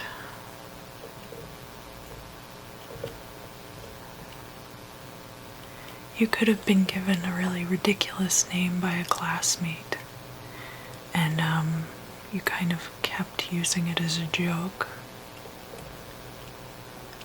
And now everybody I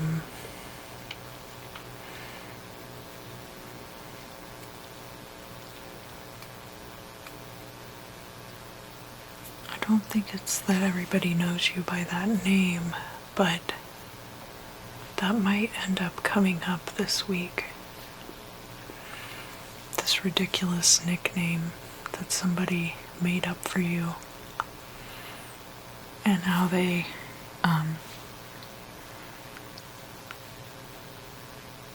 I don't think it's that somebody did this because they don't like you. Obviously Leos don't like to be made fun of, but I feel like it was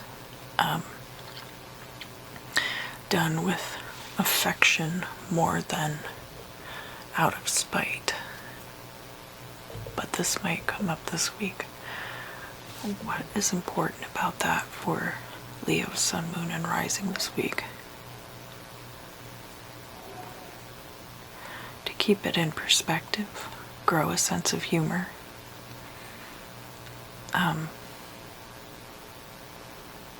If it bothers you, just turn off your phone. You don't have to give validation to anyone, even your friends. There could be a temptation to really go out of your way to do things for people just because they're your friends. And to some extent that's fine and that's good, and you should be willing to go out of your way for people when it's important. But if it means hiding your feelings and pushing your feelings down because you're trying to protect someone else's feelings, you don't have to do that.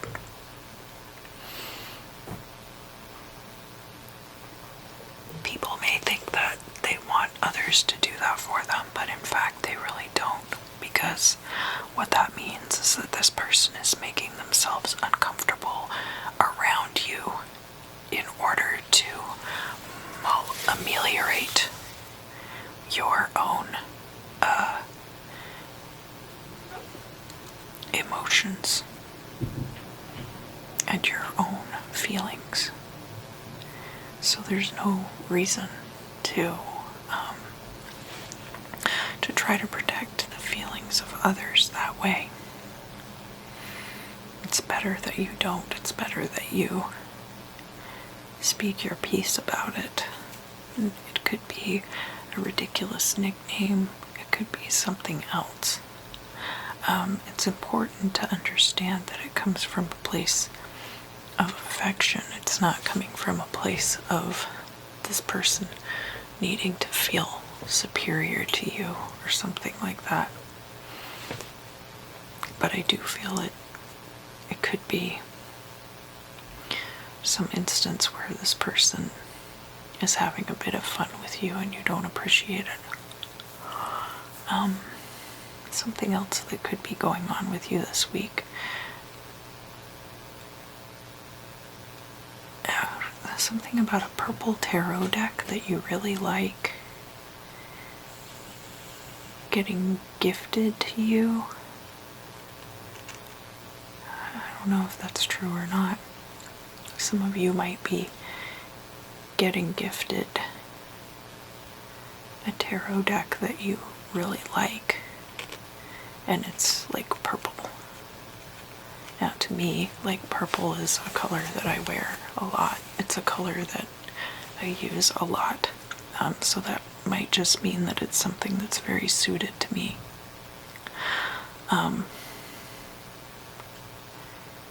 Or suited to you, rather.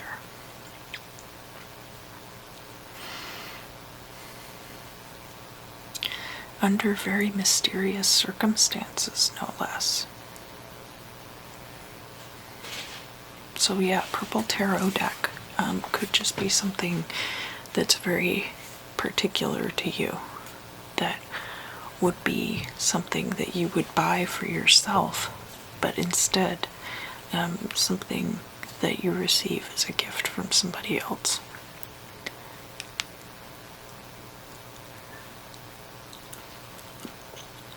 And it could be that you didn't even know it existed, and that's why it was given as a gift. What else is going on with Leo, Sun, Moon, and Rising this week?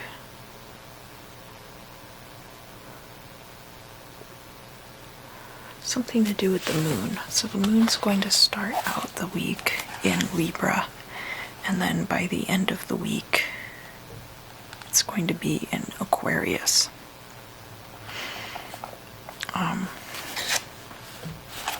So Libra into Scorpio, Sagittarius, Capricorn, and then Aquarius. And there will be a new moon on Tuesday and Wednesday. So, and that new moon is going to be in Capricorn right before the moon goes into Aquarius. Okay, so that's been kind of the thing that's happened a little bit this year. There's been a lot of activity in Capricorn and Aquarius. Like the conjunction last month was in Aquarius after both of those planets had been in Capricorn for quite some time. And then we have this new moon in Capricorn, where the moon and the sun are conjunct, and then also Pluto is going to conjunct those things as well. And the moon and Venus are going to conjunct. All of these things happening in Capricorn, though, but that's going to be over the course of Monday, Tuesday, and Wednesday, the 11th, 12th, and 13th.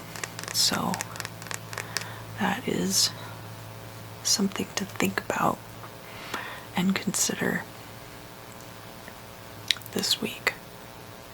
What's going to be happening for Leo, Sun, Moon, and Rising at that time during all of this activity with the moon in Capricorn? You're going to be dancing on your feet, hopping about. There could be a bit of physical activity going on with you. Maybe you're busy and you have to kind of tread lightly and move around a bit. But happy things going on. So dancing, not like too many errands to run, being stressed out.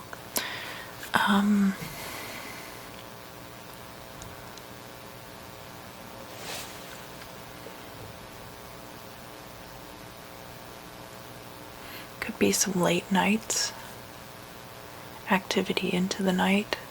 Could be working on music if you're a musician, or working on other creative things. If you're a dancer, you could be, you could have a opportunity arise, and so you're like training for that activity that's going to be occurring.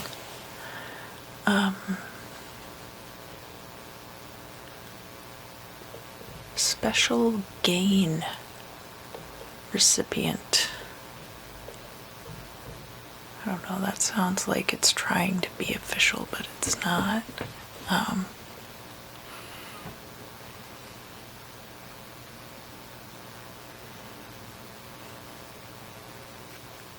What does that mean, special gain recipient?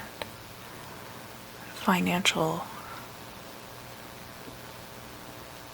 like wealth coming in. Like money coming in, or like wealth coming in? Wealth coming in. So wealth coming to you, which is not just like a little bit of money, it's more like money to get established. Is that going to be occurring this week? It's going to start this week, so it could be related to, I don't think it's related to a government program. I think this is related to something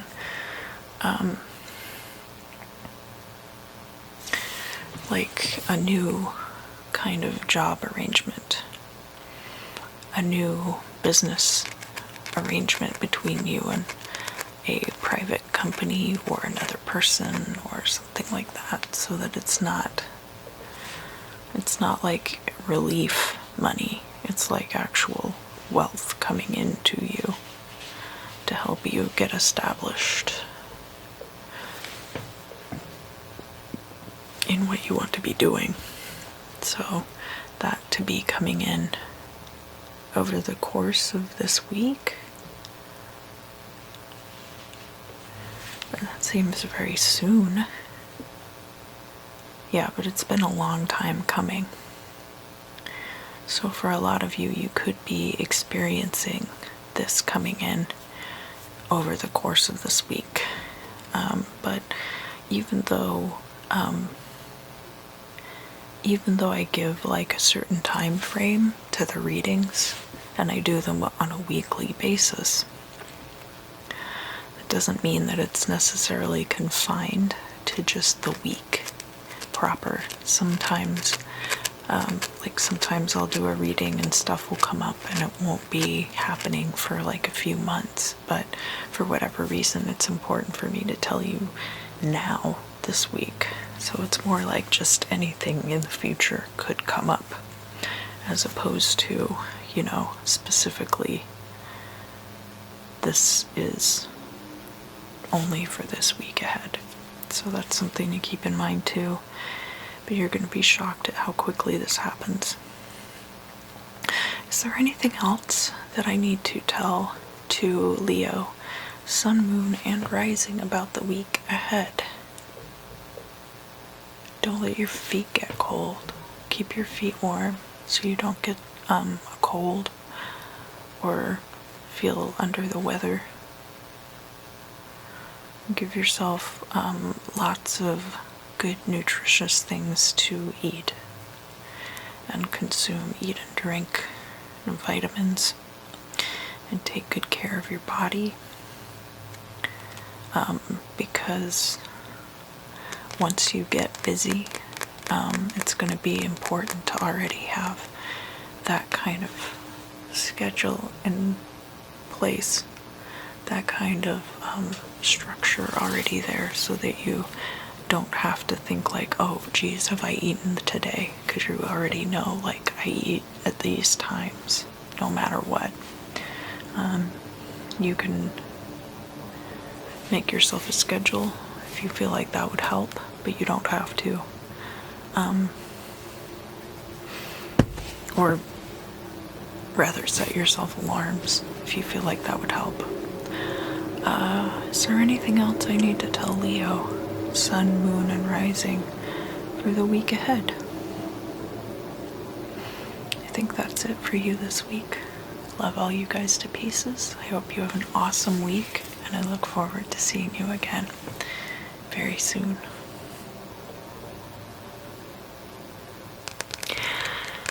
Hello, Virgo. Virgo, Sun, Moon, and Rising. This is going to be for your week ahead, January 6th through the 13th.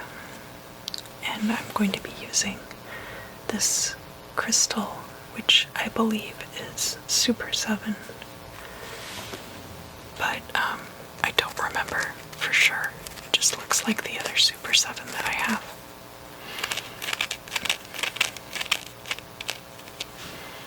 I want to give you a warning about a forwarding address.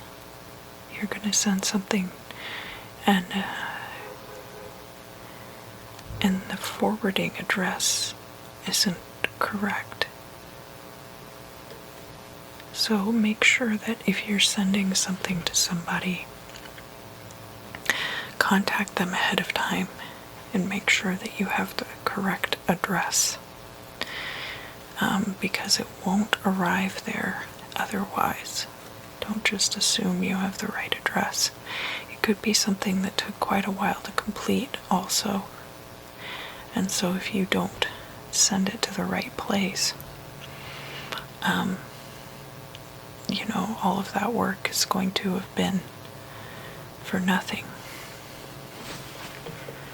And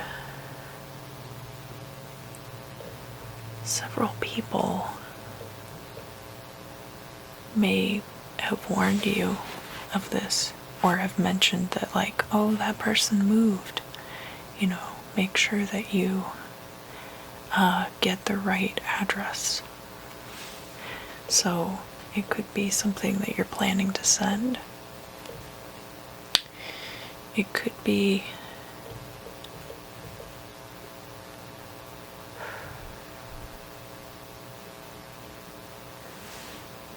or that's something that you're going to wear.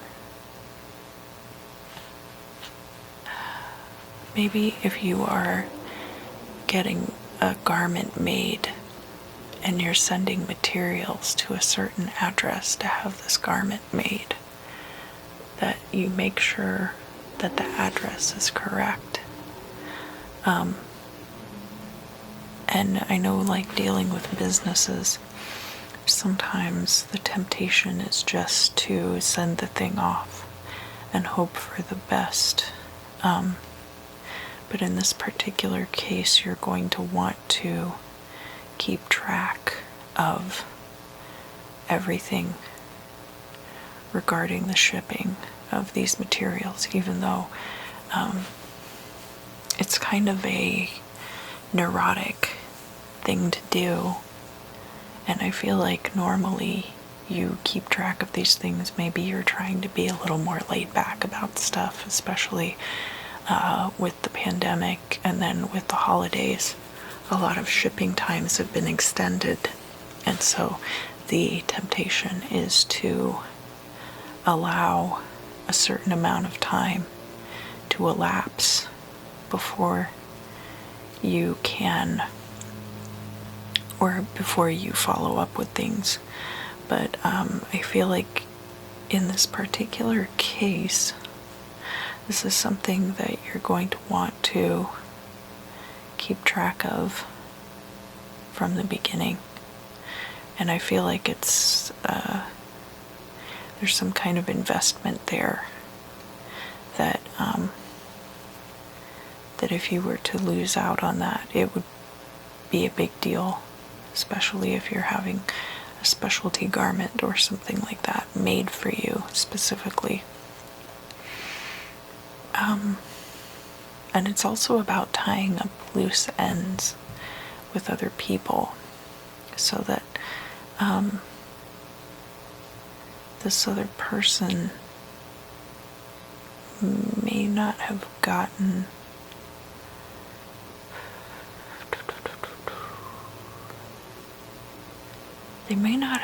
around to filling out a change of address form, and are counting on people sending things to the correct address and don't plan to fill out a change of address form. So that could be part of it too.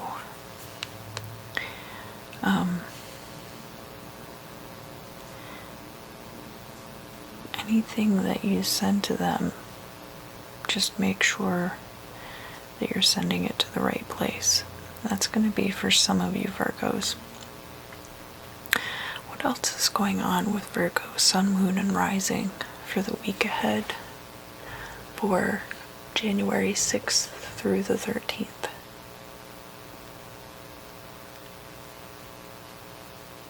They've given a lot of structure to the play house, playtime,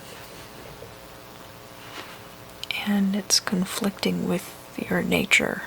Like, it could be that you want to go somewhere and just relax, and maybe you have like a bar that you're a regular there, and because of how regulations are being enforced now, that it's more stressful for you to go there. And it couldn't be a bar, but maybe like a retail store, that you would go there to relax. Maybe there are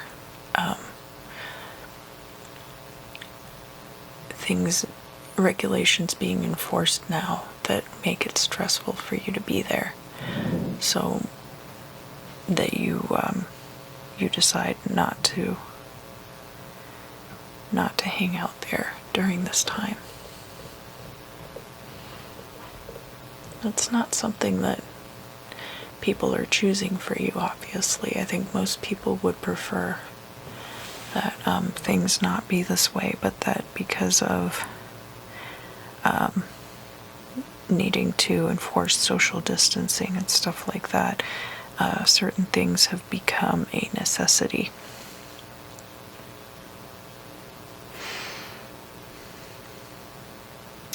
Finding your groove. There's also going to be a situation where you're finding a niche, finding a groove that you fit into, and it's come along at just the right time. And it could be you could be a musician, you could be an artist, but you could also be part of a fan fiction community.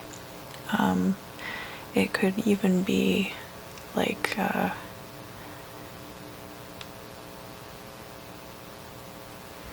part and parcel with the new group of people that you start hanging out with during this time. That you, because you stop hanging out in the old spaces that you've been occupying, you start meeting new people that don't stress you out as much. Because I feel like all these things are kind of tied together, that there are old ways in which the places that you have been inhabiting are starting to stress you out now. And so you're moving into a new social group. And that could be a side effect of your abandoning these old spaces that you weren't anticipating. What else do I need to tell Virgo, Sun, Moon, and Rising about the week ahead? January 6th through January 13th. Give yourself nutritious things to eat. Like, don't just eat junk food and garbage. Make sure that you're providing your body with proper nutrition. And actually, I don't think there's that much more for you for this week, Virgo. I think that's it. But I hope you have an outstanding week. I love you guys just to pieces, and I look forward to seeing you again very soon.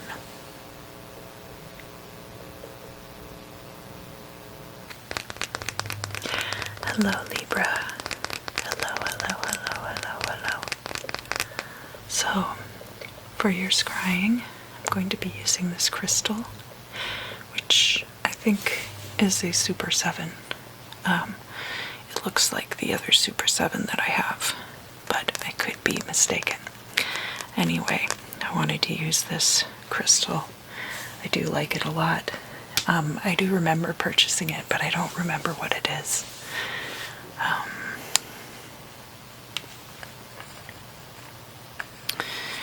So, when we're talking about your week ahead, January 6th through the 13th, right? Libra, sun, moon, and rising. What do I need to tell you about the week ahead? Give it time. I think that it's possible.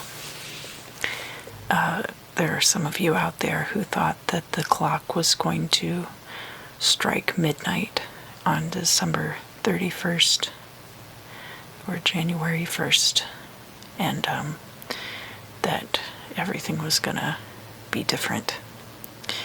And it is, very much is. Some of you could have been pinning all your hopes on the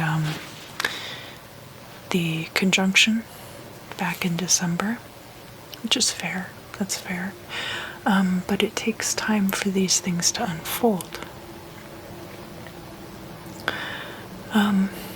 And people are hearing now about things that they wouldn't have heard of in the past.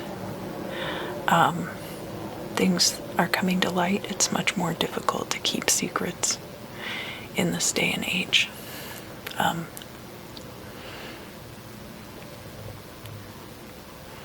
So things are changing. They're changing kind of slowly, but I think that things will speed up a bit moving into the future. But it's going to take gaining momentum until we can really see results. So that might be something that some of you were hoping would happen.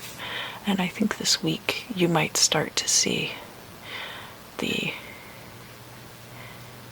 catalysts of change coming through.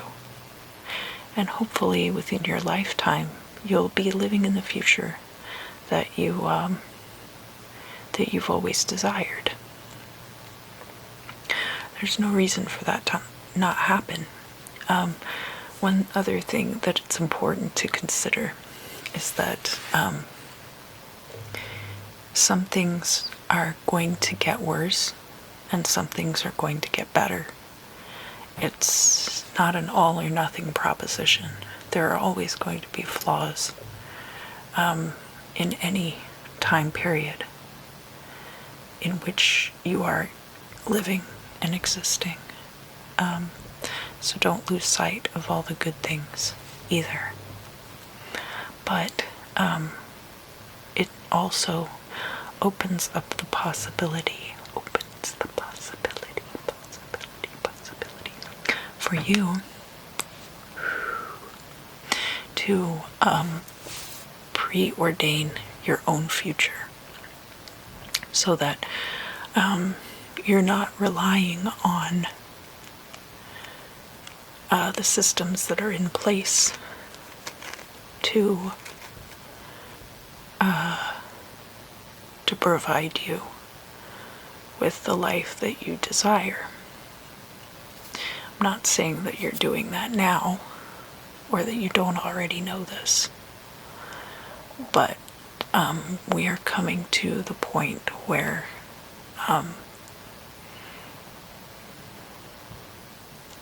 people are going to be much more capable of creating their own destinies than ever before, for better or for worse.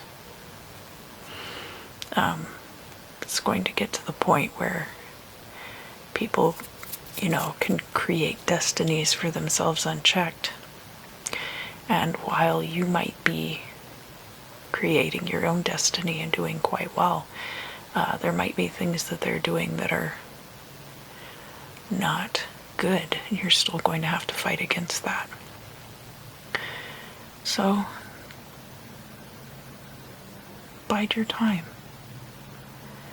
Don't bite your tongue, but bide your time.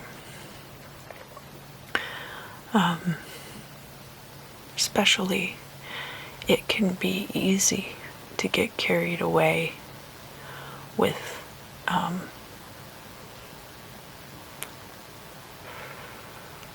overzealous behavior. Although Libras aren't necessarily more prone to that than anyone else. But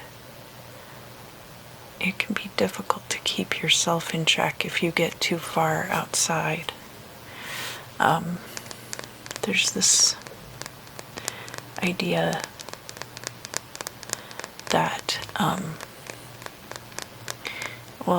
like the Dunning-Kruger effect, and not knowing what you don't know.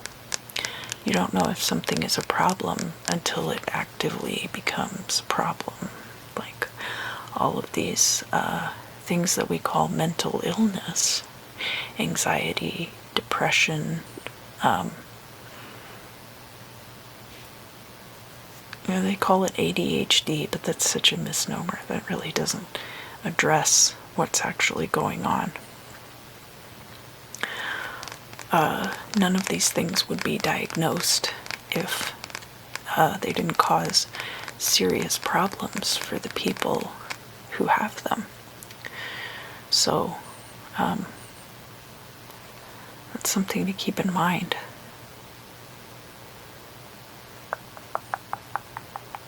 And a lot of things are like that. It's not just a switch that you can turn on and off.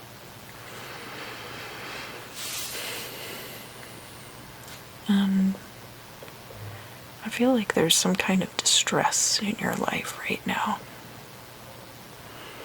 Not like, not like I'm a damsel in distress and I need to be rescued, but like distress in the sense that there's tension, there is conflict, whether it's between you and other people or it could be internal conflict. And what I'm not saying to ignore those feelings. I'm certainly not saying to ignore those feelings, but understand that it's very much a symptom of everything else that's going on right now for you. And, I'm sure that some of you do have diagnosed conditions that make your life more inconvenient at times. Inconvenient might be an understatement. I think you know where I'm going with this. And there might be some of that going on as well, but I'm not really speaking to that. What I'm speaking to is the conflict and distress that's going on right now because of everything that's going on around you. The fights that you're fighting, the ideological wars that are being waged, and all of this being framed in terms of this global pandemic that's also occurring. The beginning of this week, Wednesday the 6th, the moon will be in Libra. The moon's going to enter Libra on Tuesday the 5th. So, and that will be the 4th quarter moon, and then at the very end of this particular week cycle will be the new moon, and that's going to be in Capricorn. So I invite you to go back and watch the ephemera portion, because especially if you are a Libra moon,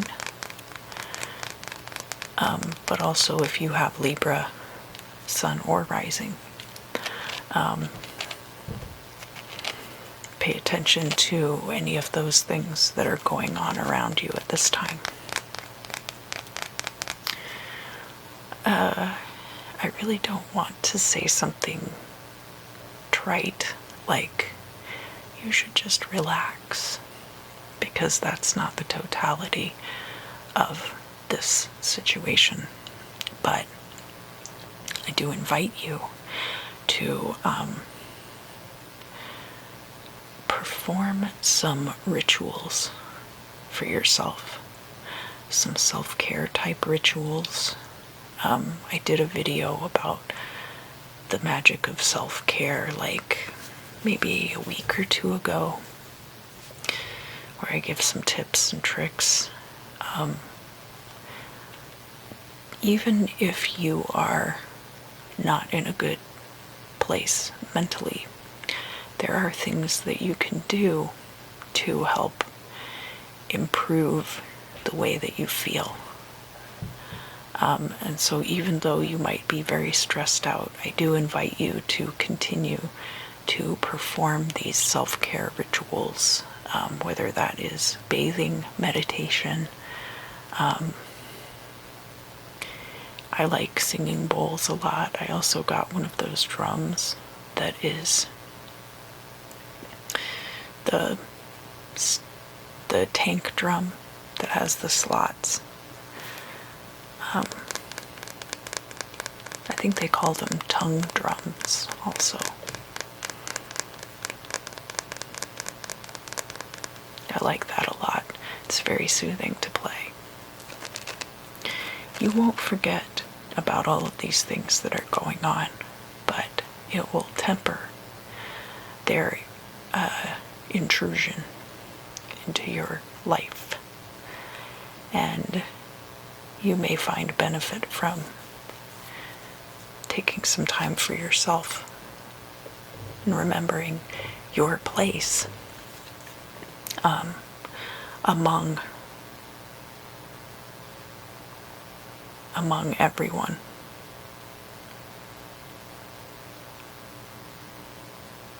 Don't be an NPC in your own video game.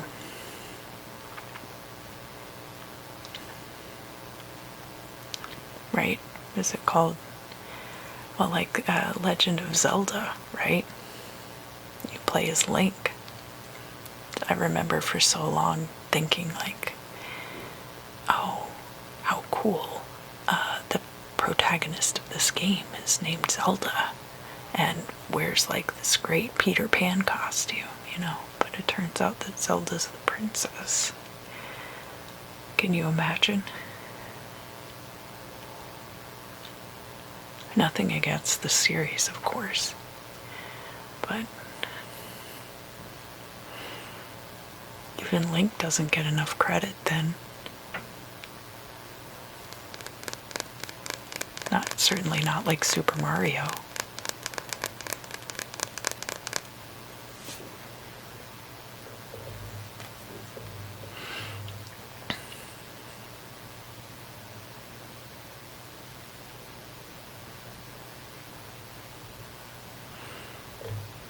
Yeah, I think there's a lot of things to worry about at this time.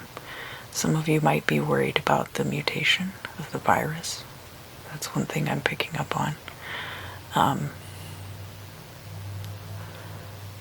And as long as you're maintaining the same level of precaution that you have for most of the pandemic, don't forget you can always get a face mask too.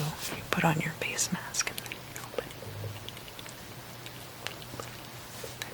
Take it off when you get home, and then you put it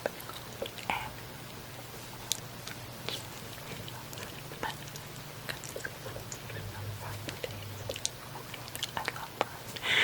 Yeah, so, you know, you can, I got a really nice one for like $25 or something like that, but they also just have like the little pieces of plastic, and you wear that, and the mouth mask, face guard, face shield, I think is what they're called proper, but I had been waiting for those to be really like widely available for a while, just because of my allergies. So, someone like me who's had times in their life where they wear a face mask for like 6 months out of the year is grateful that now I have access to any kind of face mask I could potentially want, right? That doesn't mean this is an ideal situation, but it does have its benefits, and that's going to be the key to moving forward. It's an incremental situation. And as things slowly start to shift, you'll see a swing. You'll see things kind of pivot and rotate, and you'll realize. And that's why it's important to maintain objectivity, too. Because you don't want to get set in your ways and then be blinded to when things do improve and get better. That's why it's important to take this time to take care of yourself. Really do. Make sure you're eating properly. But more than that, doing nice things for yourself. Being kind to yourself. That's it, more really than anything else. Yeah, Libra, be kind to yourself this week. I hope that you have a great one. I love you guys to pieces, and I look forward to seeing you again very soon.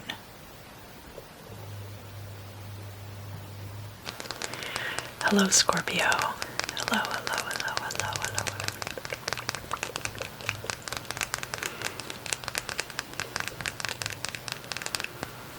So let's talk about the week ahead, January 6th through the 13th, for Scorpio,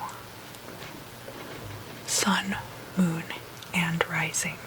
All right.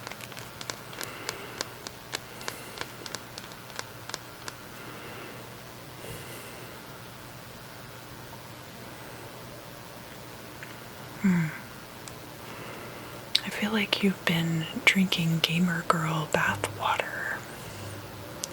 What does that mean? Is that like drinking the Kool-Aid? Not quite.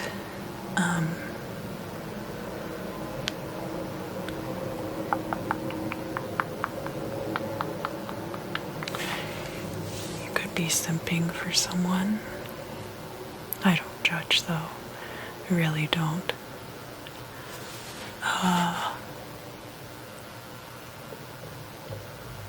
Yeah, like buying panties out of a vending machine.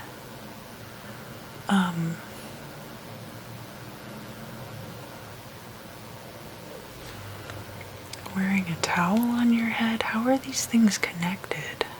This is weird.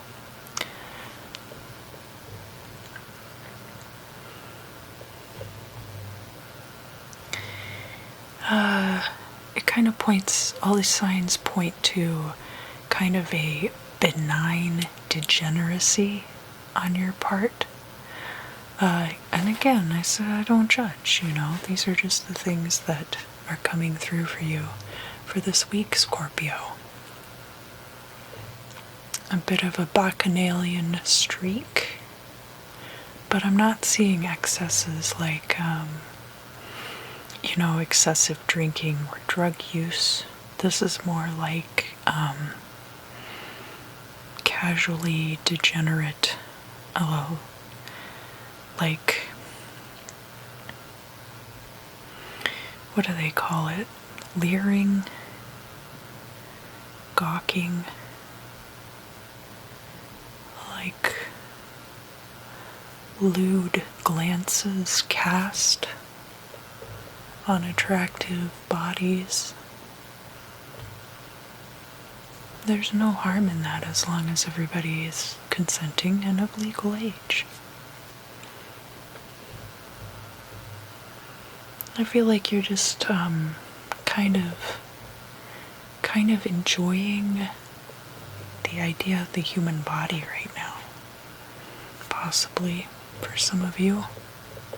Whether it's yours or somebody else's, or a few other people. Maybe you've been going to the strip club. Maybe you are just checking out porn online. Could be, it doesn't seem like an addiction. I don't feel like if you've been indulging in this activity more than normal, I don't feel like you're typically addicted to pornography or sex or anything like that. I think there's just recently,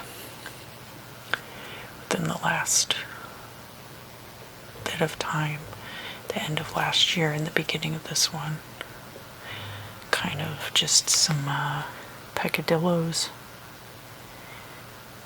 I almost feel like you're getting it out of the way for something, so that you could focus on something that's coming up. But I can't quite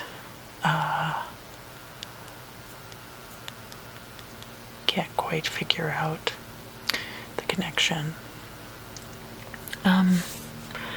What is Scorpio getting ready for? So, just to also mention that the moon is going to be in your sign on Thursday and Friday of that week, so the 7th and 8th.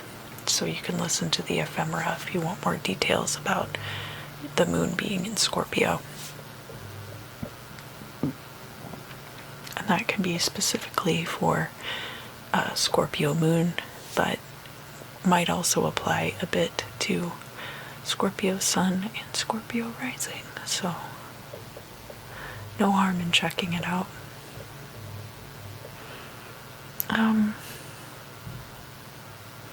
I do feel like you've given a lot of thought and consideration to this thing that is coming up in the future, and that it feels more like casual degeneracy than it does like self-care or anything like that. And I'm not sure, like, for everyone it's going to be different. Some of you are going to be drinking gamer girl bathwater. Some of you are going to be looking at online porn. Some of you are going to just be like, could even be as simple as sometimes when you get stressed out and you put your hands in your armpits like this, and then you smell them.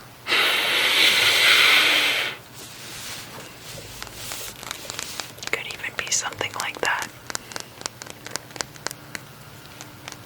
Whatever it is that helps you unwind. Not necessarily like the most healthy coping mechanism, but also not something that is going to be super self-destructive. But what is it that Scorpio is getting ready for in the future? How far down the road are we talking here? I think it's almost like you've decided that you're going to take January off and then start with the New Year's resolutions in February.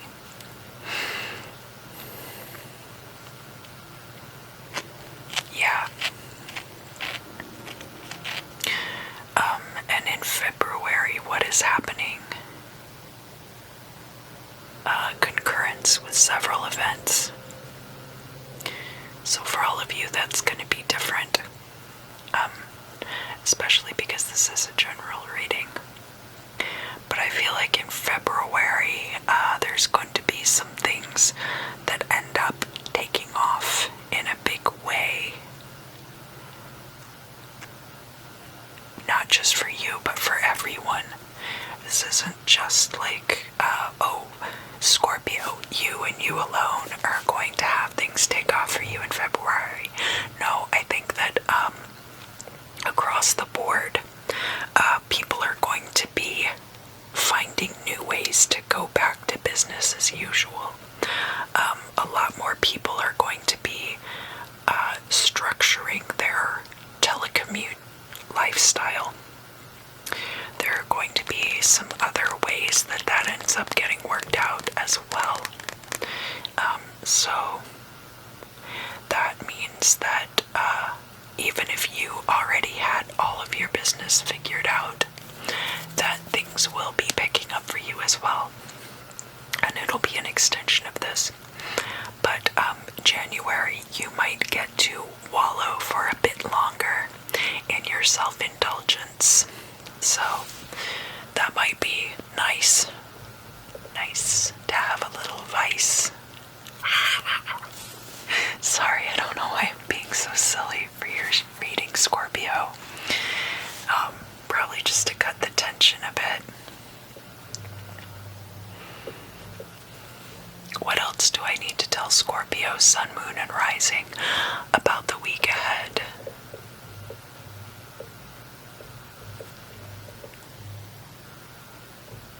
You might be giving some things away, so you might be passing things on to new owners. And I feel like it's just because you don't need these things in your life anymore. You might be clearing house somewhat. But voluntary. This isn't going to be because like you need to downsize necessarily. You might be downsizing, but these things are things that you would have gotten rid of anyway. So it's not like not a hardship to you. What else do I need to tell Scorpio, Sun, Moon, and Rising? Honestly, I feel like you're getting off really easy this week. I see a lot of self-indulgence. I see a lot of taking small pleasures for yourself. And I fully encourage you to do that. But other than that, I don't see anything in particular else coming up for this week. Doesn't mean nothing will happen, just that I'm not hearing about it right now. Anyway, I do hope that you have a great week. I love you all to pieces, and I look forward to seeing you again very, very soon. Hello, Sagittarius. Hello, hello, hello. How are you? It's good to see you again. We're going to be talking about the week ahead, January 6th through the 13th for Capricorn, Sun, Moon, and Rising. Now, the moon is going to be in Sagittarius, starting on Saturday the 9th and going through Sunday. So if you want to know more about that, or if you're a Sagittarius moon, I do suggest that you watch the ephemera at the beginning of the video if you haven't already. And then another thing to note is that Venus is going to be moving out of your sign on Friday the 8th. So, there's quite a few things going on for you that are of note. Sagittarius, what is going on with you this week? Sagittarius, Sun, Moon, and Rising. What do I need to tell Sagittarius, Sun, Moon, and Rising for this week? You've been very brave. There have been some cases recently where you kept a stiff upper lip, and it really helped everyone around you. But it's also okay for you to have emotions of your own and to have feelings. Even though feelings are messy and they're gross and they make water leak out of your face and sometimes make snot run out of your nose. Everybody has them. It's part of the human condition. And you, Sagittarius, are no different. But I think your stoicism as of late has been a great benefit to friends or family or whoever it is who has been kind of leaning on you during this time. But not too long from now, I don't think it's going to be soon. I don't think it's going to be in the next couple of weeks, but you may find yourself off to the side of the room and you collapse on a chair and you think to yourself, holy crap, I'm having a breakdown.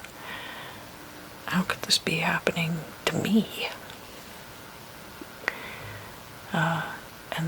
And that might be all that you end up having, just that you say that to yourself and then you're like, snap out of it. You just get up and continue with your day. But that's not going to happen this week.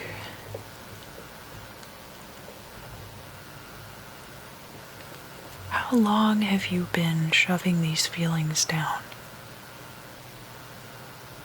I don't think it really works like that. I don't think you're really shoving your feelings down. It's not that these things don't affect you, but I feel like a lot of these situations don't affect you the same way that they are affecting the people who are counting on you. And that's the key difference.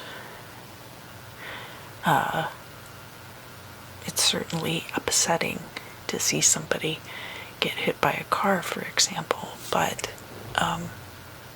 it's not as upsetting to you, the bystander, as it is to the person's widow or their children or anyone who's super close to them, even if that person wasn't there when it happened.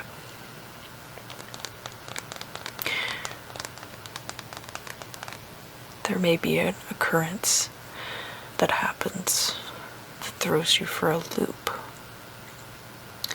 But I don't think it's going to be in a bad way either. Remember, all kinds of emotions are messy, not just sadness, not just anger.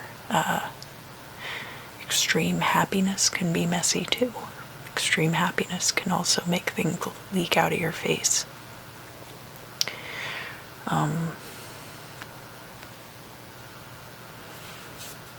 Could be that you win something, or that you just win at life. But that's not important now, because it's not going to be happening yet. We're only talking about this week ahead, so I'll try to stick to the subject at hand. You've had several days where I feel like things almost came together, but at the very last minute, kind of fell apart in some ways. Sorry, let me get something to drink.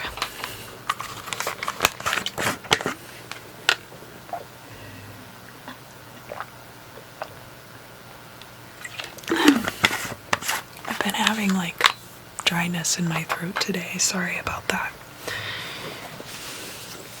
And not that everything's a disaster, but just that there's kind of this attitude of oh well, I guess that's as good as things get. And of course you find that frustrating. Oh well, I guess that's as good as we can do. Never mind. See you tomorrow. Could be a job, but it doesn't have to be a job. It could be any kind of situation where it could even be a family dynamic that you're dealing with for some of you. Or it could be health issues. Health issues can be like that sometimes too.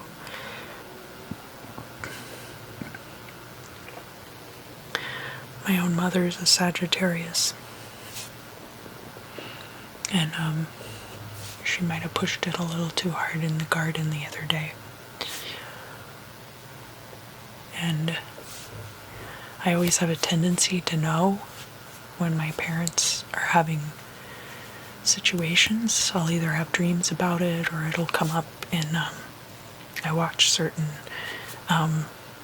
readings on YouTube, certain people like month after month that really resonate with me. And I was watching Cognitive Universe, actually. The coffee cup readings and the gemstone readings, but I watched all 3 of the coffee cup readings for my sun, moon, and rising, and they were all like, something's going on with your mom, and also that the sign of Sagittarius came up in like all 3 videos, and I was like, well, I guess I better call my mom and then go watch the Sagittarius video. And it's stuff like that where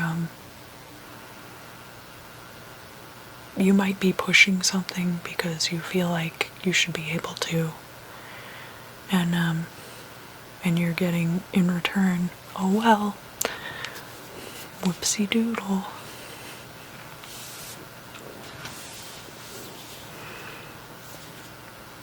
But there's also a lot of good stuff going on. Like I said, I think a couple weeks from now there could be something that happens that makes you just like scream with delight.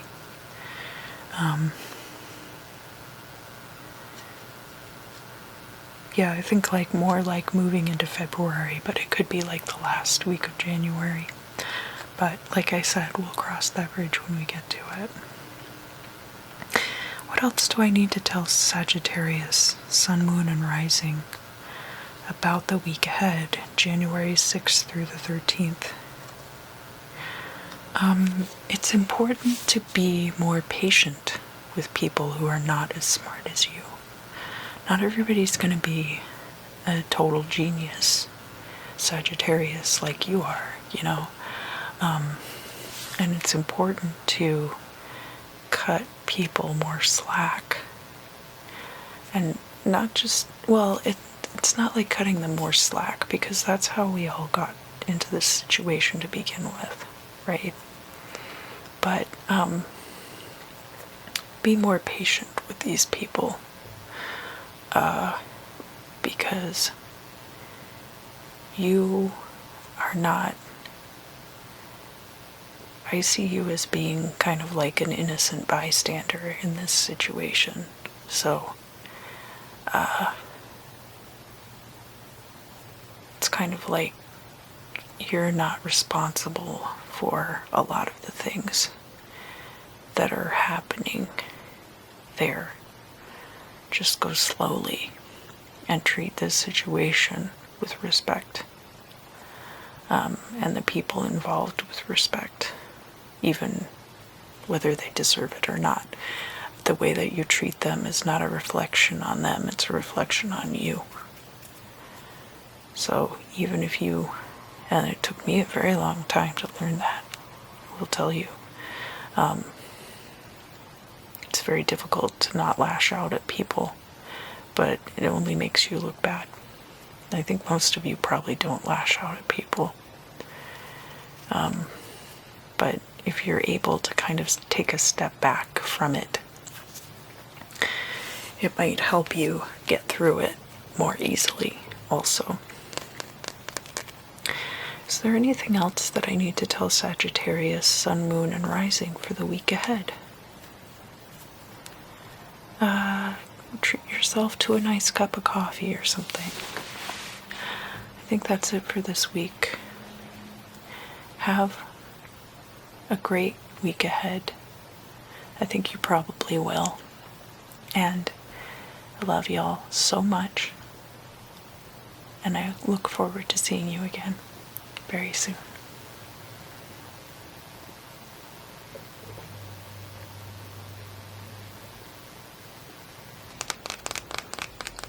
Hello, Capricorn. Hello, hello, hello, hello, hello, hello, hello, hello, hello.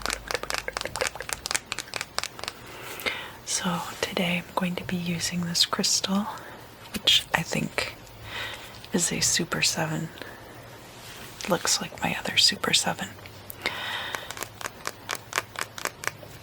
This is going to be for the week ahead of January 6th through the 13th. And the moon is going to be in your sign, I think Tuesday and a little bit of Wednesday. So you can go and watch the ephemera at the beginning of the video if you want to know more about that. And then, what do I need to tell Capricorn for the week ahead? First of all, happy birthday to those of you who are having birthdays this week.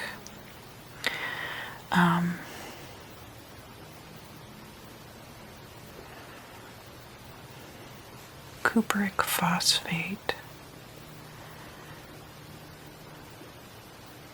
Hold on.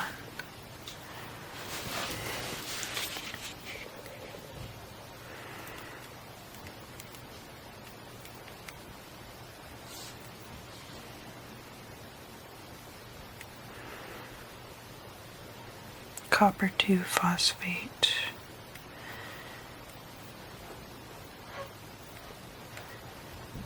An organic compound. Cupric salt of phosphoric acid. What relevance? Let me see. Pseudo-malachite. What relevance does copper 2 phosphate have to Capricorn? It has to do with that green color. But what else? What about that chemical specifically?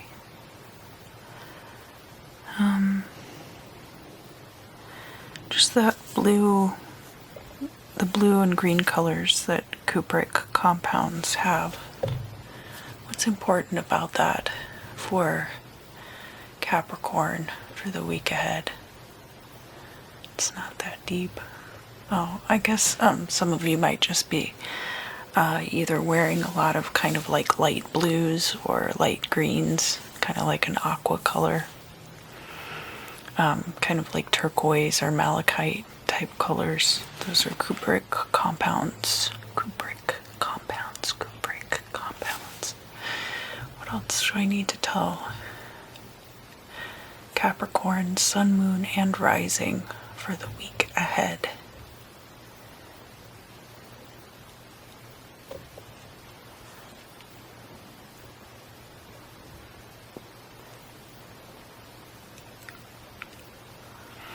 Given everything that's gone down, you're still not really ready to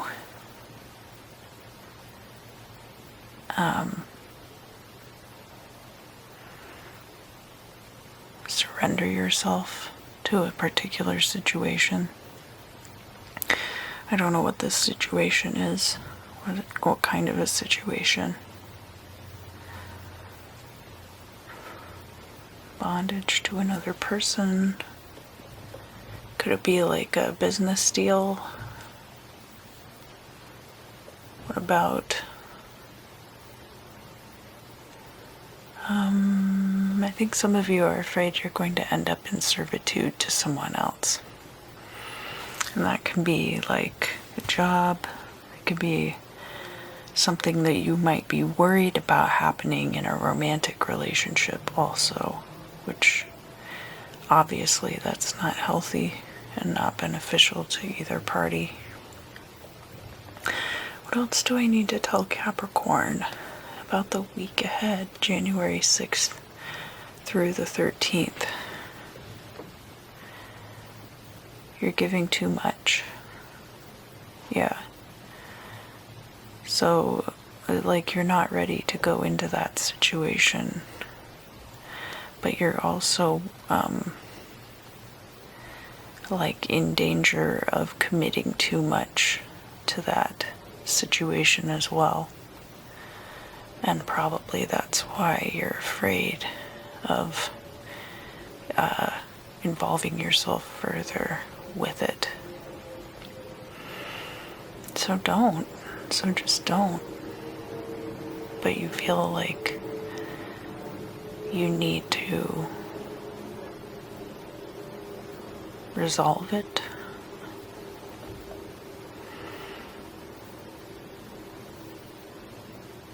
Don't go there.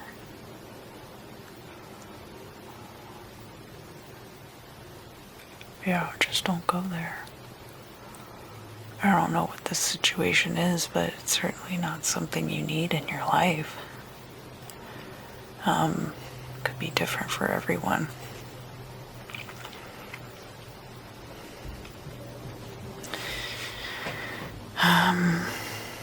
It seems from the outside voluntary, but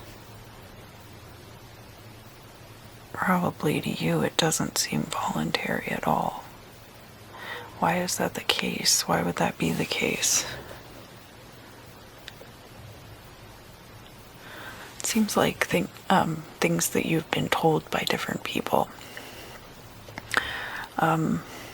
So maybe one person, could be more than one person over the years. Like, it seems like you have been indoctrinated with some kind of idea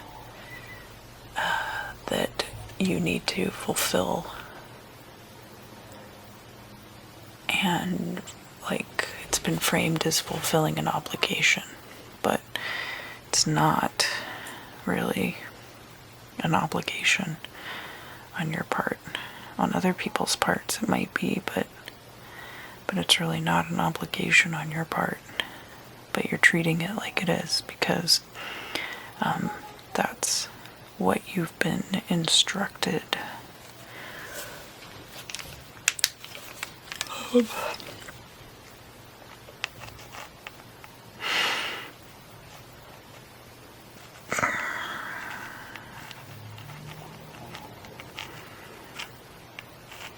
There's like a t-shirt. What is this about the t-shirt? Like, the texture has to be really soft. Because obviously everyone ends up with like a bunch of t-shirts, right? But what else is going on here? What's important about this t-shirt? You've had several chances to get rid of it, but the t-shirt's too soft. You can't get rid of it now.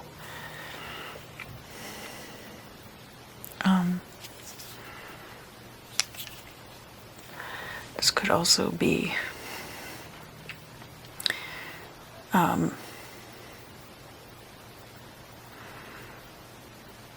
someone asking you to put aside things from your past that have become really comfortable to you, and you don't want to put them aside because they're comfortable.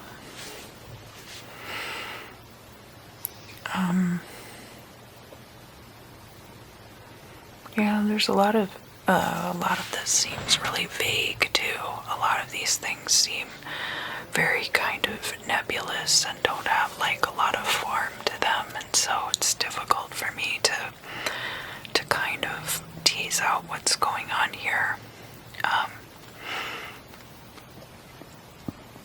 It could be multiple different things that you've been told over the years that have kind of just stacked on top of each other and created a situation where you feel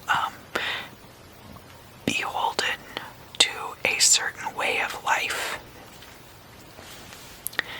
and are afraid to step out of a certain comfort zone that you have developed. Excuse me.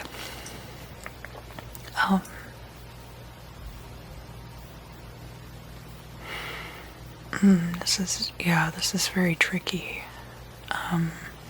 Not just for me to figure out what's going on, but I feel like this is a tricky situation for you to navigate. And that what has made it tricky is figuring out, dividing where the programming ends and the reality of the situation begins. It can be very difficult to sort that out. And if you're not able to, because a lot of things really do exist in the realm of opinion, primarily, and then only leak out by extension.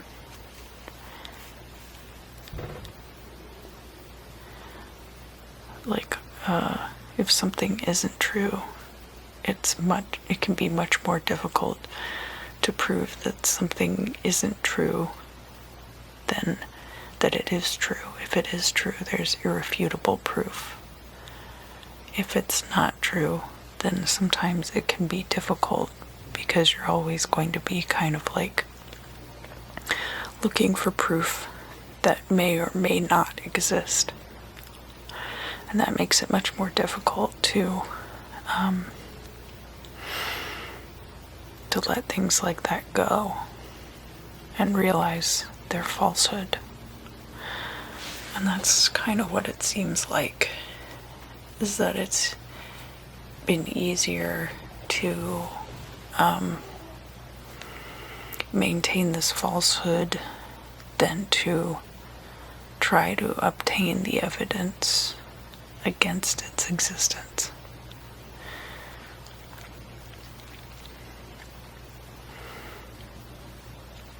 But the truth of it is that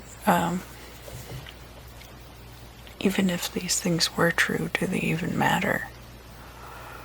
Like, how much is that really going to affect your day-to-day life as opposed to anything else? So it might be a situation where you just have to put it down and walk away and realize that its inclusion in your life is of no consequence if it is removed, but if it remains, it will imprison you. And this is really, really vague. It's really vague. And probably won't apply to everyone. So just take that into consideration as well. I have some extra junk here for you. Flower petals.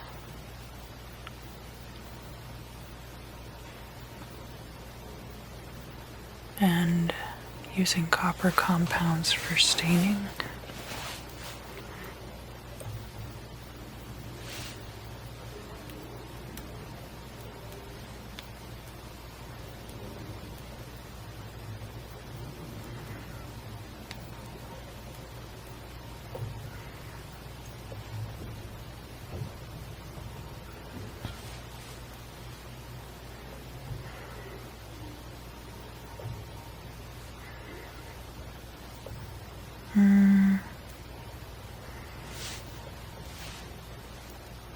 Copper dye. Sorry, I want to see if I can get to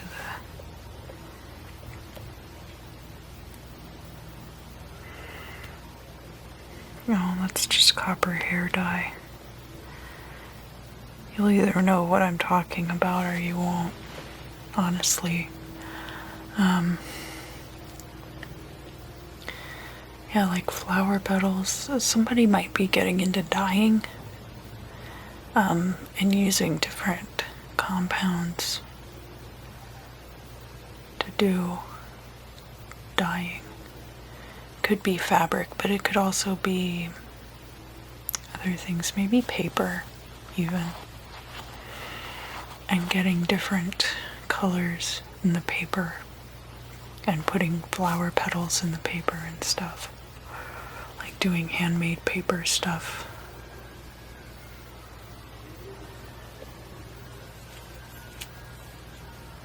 Yeah, like a coloring book. Instead of getting one of those adult coloring books, maybe you decided to do this instead.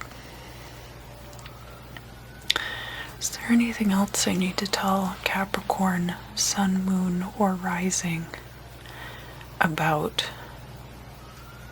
the week ahead, January 6th through the 13th? I think that's it for you this week, Capricorn. It was a little scattered and a little weird, but I hope that it made sense. I love you guys to pieces. I hope you have a great week, and I look forward to seeing you again very soon.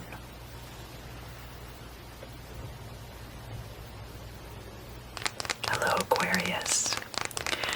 How are you today? How has your week been?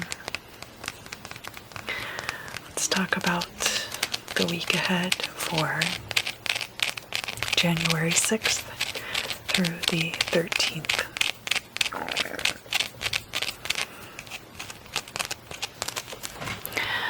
What do I need to tell Aquarius, Sun, Moon, and Rising for the week ahead, January 6th through the 13th? Some of you might be apartment hunting, and it might not be for you. It might be for somebody else.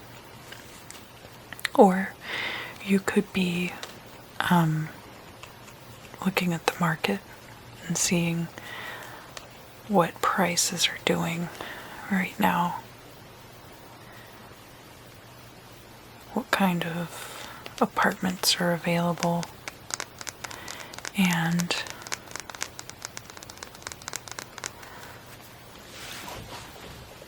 how many, and where, and different places that you might want to live. I don't see this being like a long distance move necessarily. I think some of you might just be moving into a different apartment in the same city.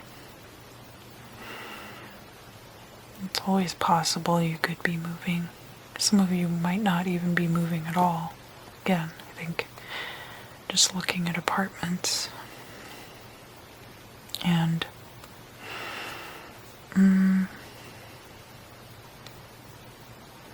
looking for a change, I think, more than anything else. In some things,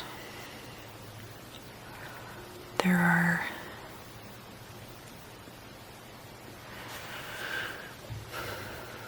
people here around you.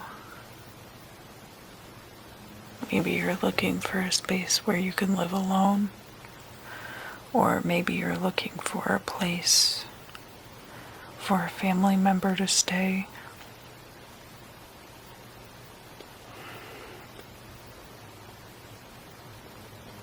In a certain time of year when people want to come visit, and I feel like it has to do with that. So it might not even be for this time of year. It might be looking forward into the summer months. But there's I also am hearing something about getting too little exercise. Could be an Airbnb too, and planning to take a short vacation with some people. A short trip.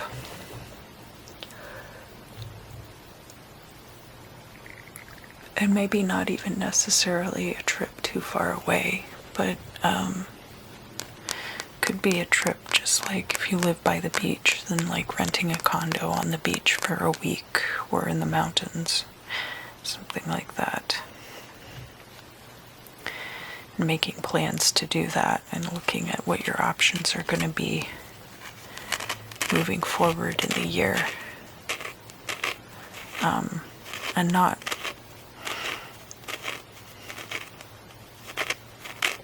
necessarily planning like a big trip, but just something to get away and be able to spend time with people. I think some of you might be able to do that. And other than that, there's going to be a few shakeups going on.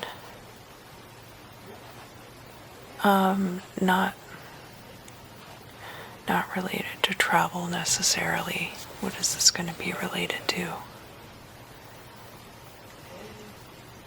People hustling. One thing that I've mentioned in a few other parts of this video is I think around February, people might start kind of developing their new way of doing things. So there might be quite a bit more activity going on then. But also that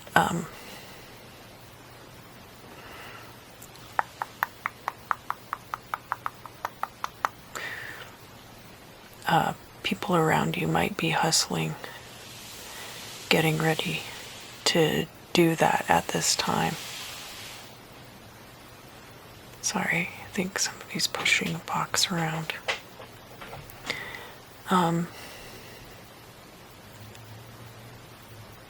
Yeah, so you might be kind of sensing that other people around you are starting to do things again and starting to,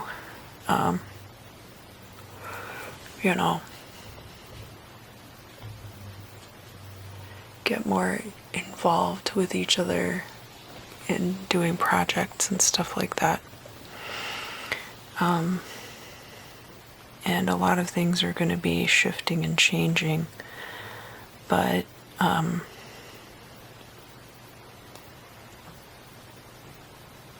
developing into new and good things. I don't know about better, probably.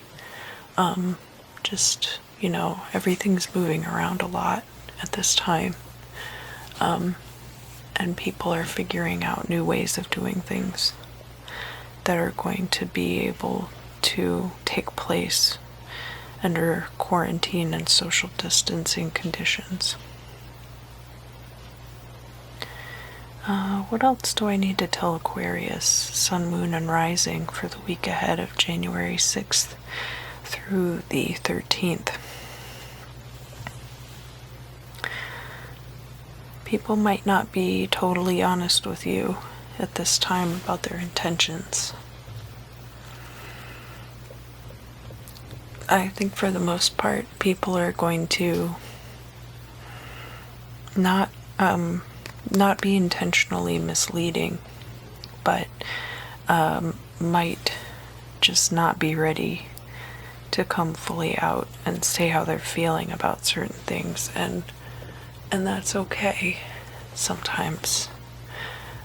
Just don't be counting too much on what other people around you are telling you at this time. And don't take for granted that people are being forthcoming with you and forthright more than forthcoming.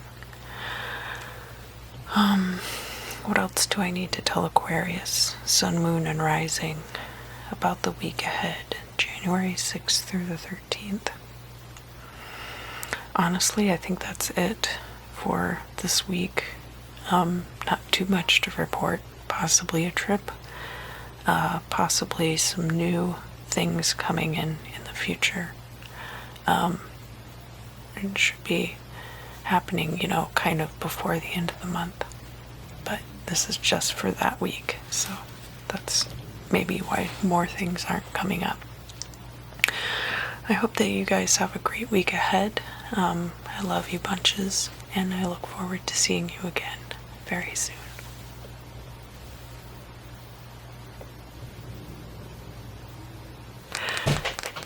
Hello, Pisces. Hello, Pisces. Hello, hello, hello, hello, hello, hello, hello.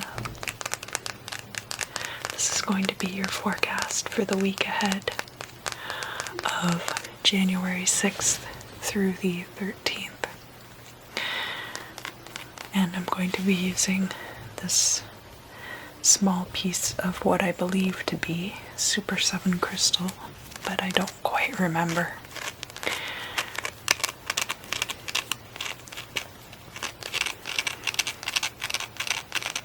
What do I need to tell Pisces, Sun, Moon, and Rising for the week ahead?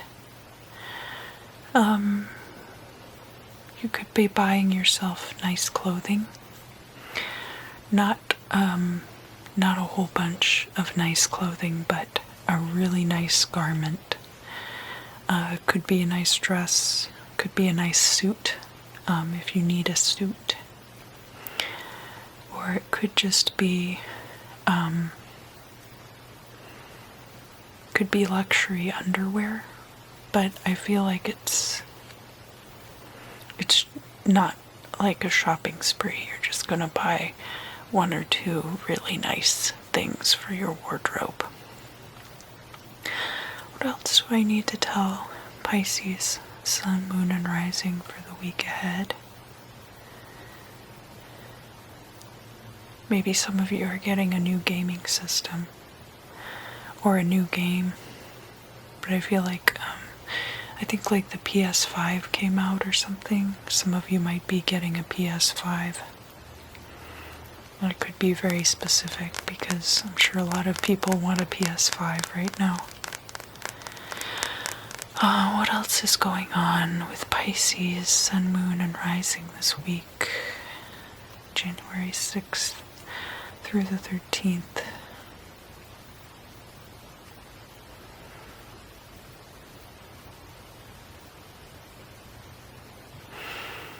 Are you maybe considering going to a crystal show?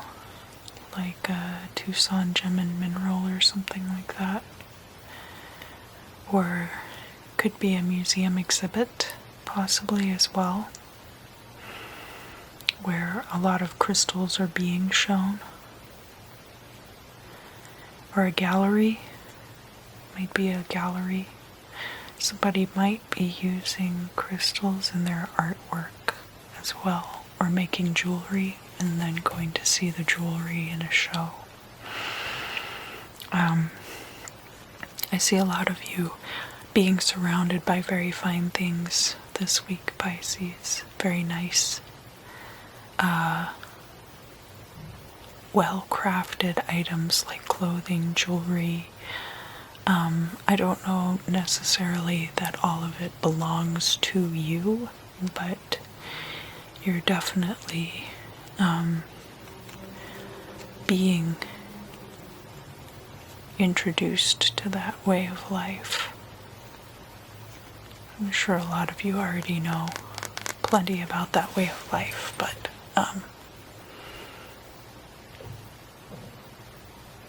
kind of people showing you like you could have this, you could have this, you could have this, you know, and possibly it being part of a business proposal of some kind. All that glitters is not gold. I do have to say that, though. I'm not trying to be bitter or anything by saying that. Just, it could be very good. Just keep your smarts about you. Use your gut. Pisces have great intuition. Trust your gut.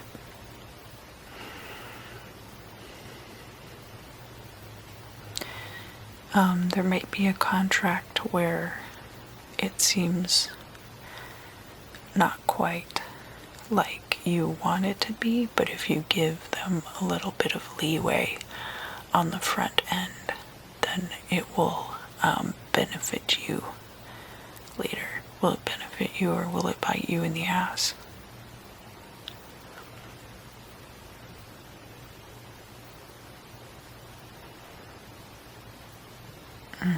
Sorry. this contract? What's the deal? The best way to handle it is to have a lawyer look at it. So if you have a friend who's a lawyer, I know sometimes lawyer retainers can get expensive, but this is a situation where the amount of money that you stand to make moving forward would be enough that paying a lawyer's retainer might be worth it. So maybe consider having your contracts negotiated by a lawyer, because most companies have a lawyer on retainer, and they're getting paid to make sure that that company gets as much money as possible, so that it's not the kind of thing that you should turn down outright. But there might be room for negotiation there. But it's going to be a fine balance, because I think there are some cases where over-negotiating the contract is going to sour the deal. Not in every situation. What else do I need to tell Pisces, Sun, Moon, and Rising about the week ahead? Get all your paperwork in order too. Any certifications going into this thing, any kind of credentials that you might have. I feel like that'll be useful when you're negotiating this situation. They could even need to see like birth certificate or job history or something like that. So just make sure that you have all of that together, because I feel like you could be heading into a situation where you're negotiating for a job.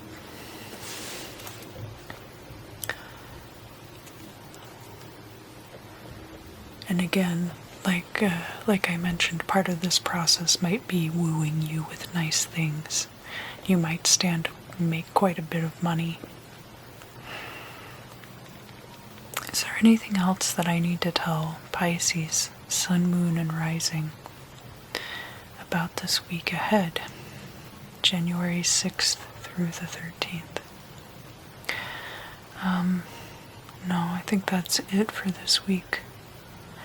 I hope you have a great week ahead. I love you guys to pieces, and I look forward to seeing you again very soon.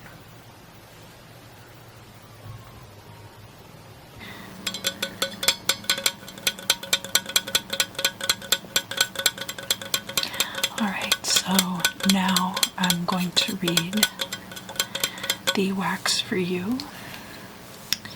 Here is the candle that we burned down earlier. I just left it to burn down on top of the pile. We have a few separate pieces here, here, and here. These could represent two small factions, and this a larger faction over here. There's another piece here that's trying to separate from this larger mass. But an overarching theme with all of this Aquarius energy that's been coming through with the transits we've been having is the idea that we'll all be coming together. I think some people will still be a bit separatist, and some people will always be threatening to leave. But for the most part, even though everybody might not agree on everything all the time, by and large, we will all try our best to work together. Now, there are some thin spots and some thicker spots. Obviously, the place where we burned the candle down, you can kind of consider that the epicenter. We have some very thin wax over here and over here. Some people might be stretching themselves too thin, and other people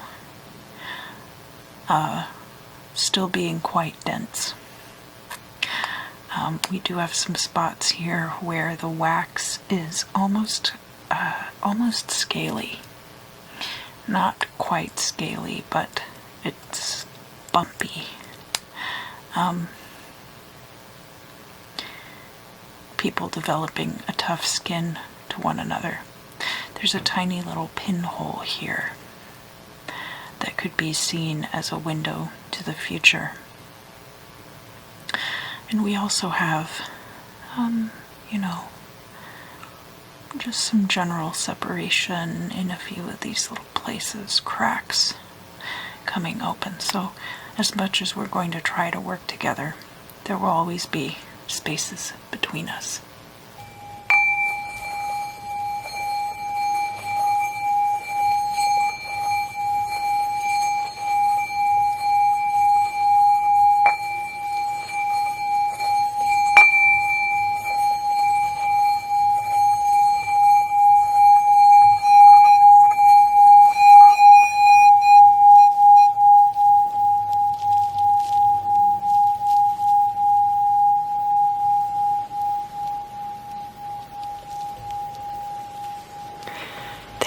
Joining me today. I hope that you enjoyed these crystal forecasts for the week ahead of January 6th through the 13th.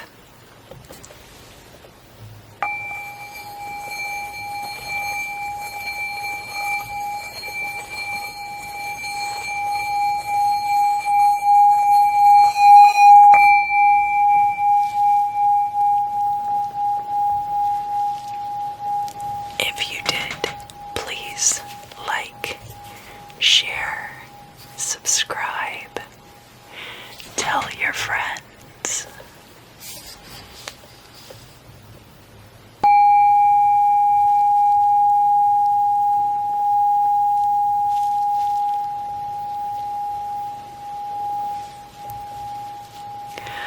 Let me know down in the comments the things that you liked.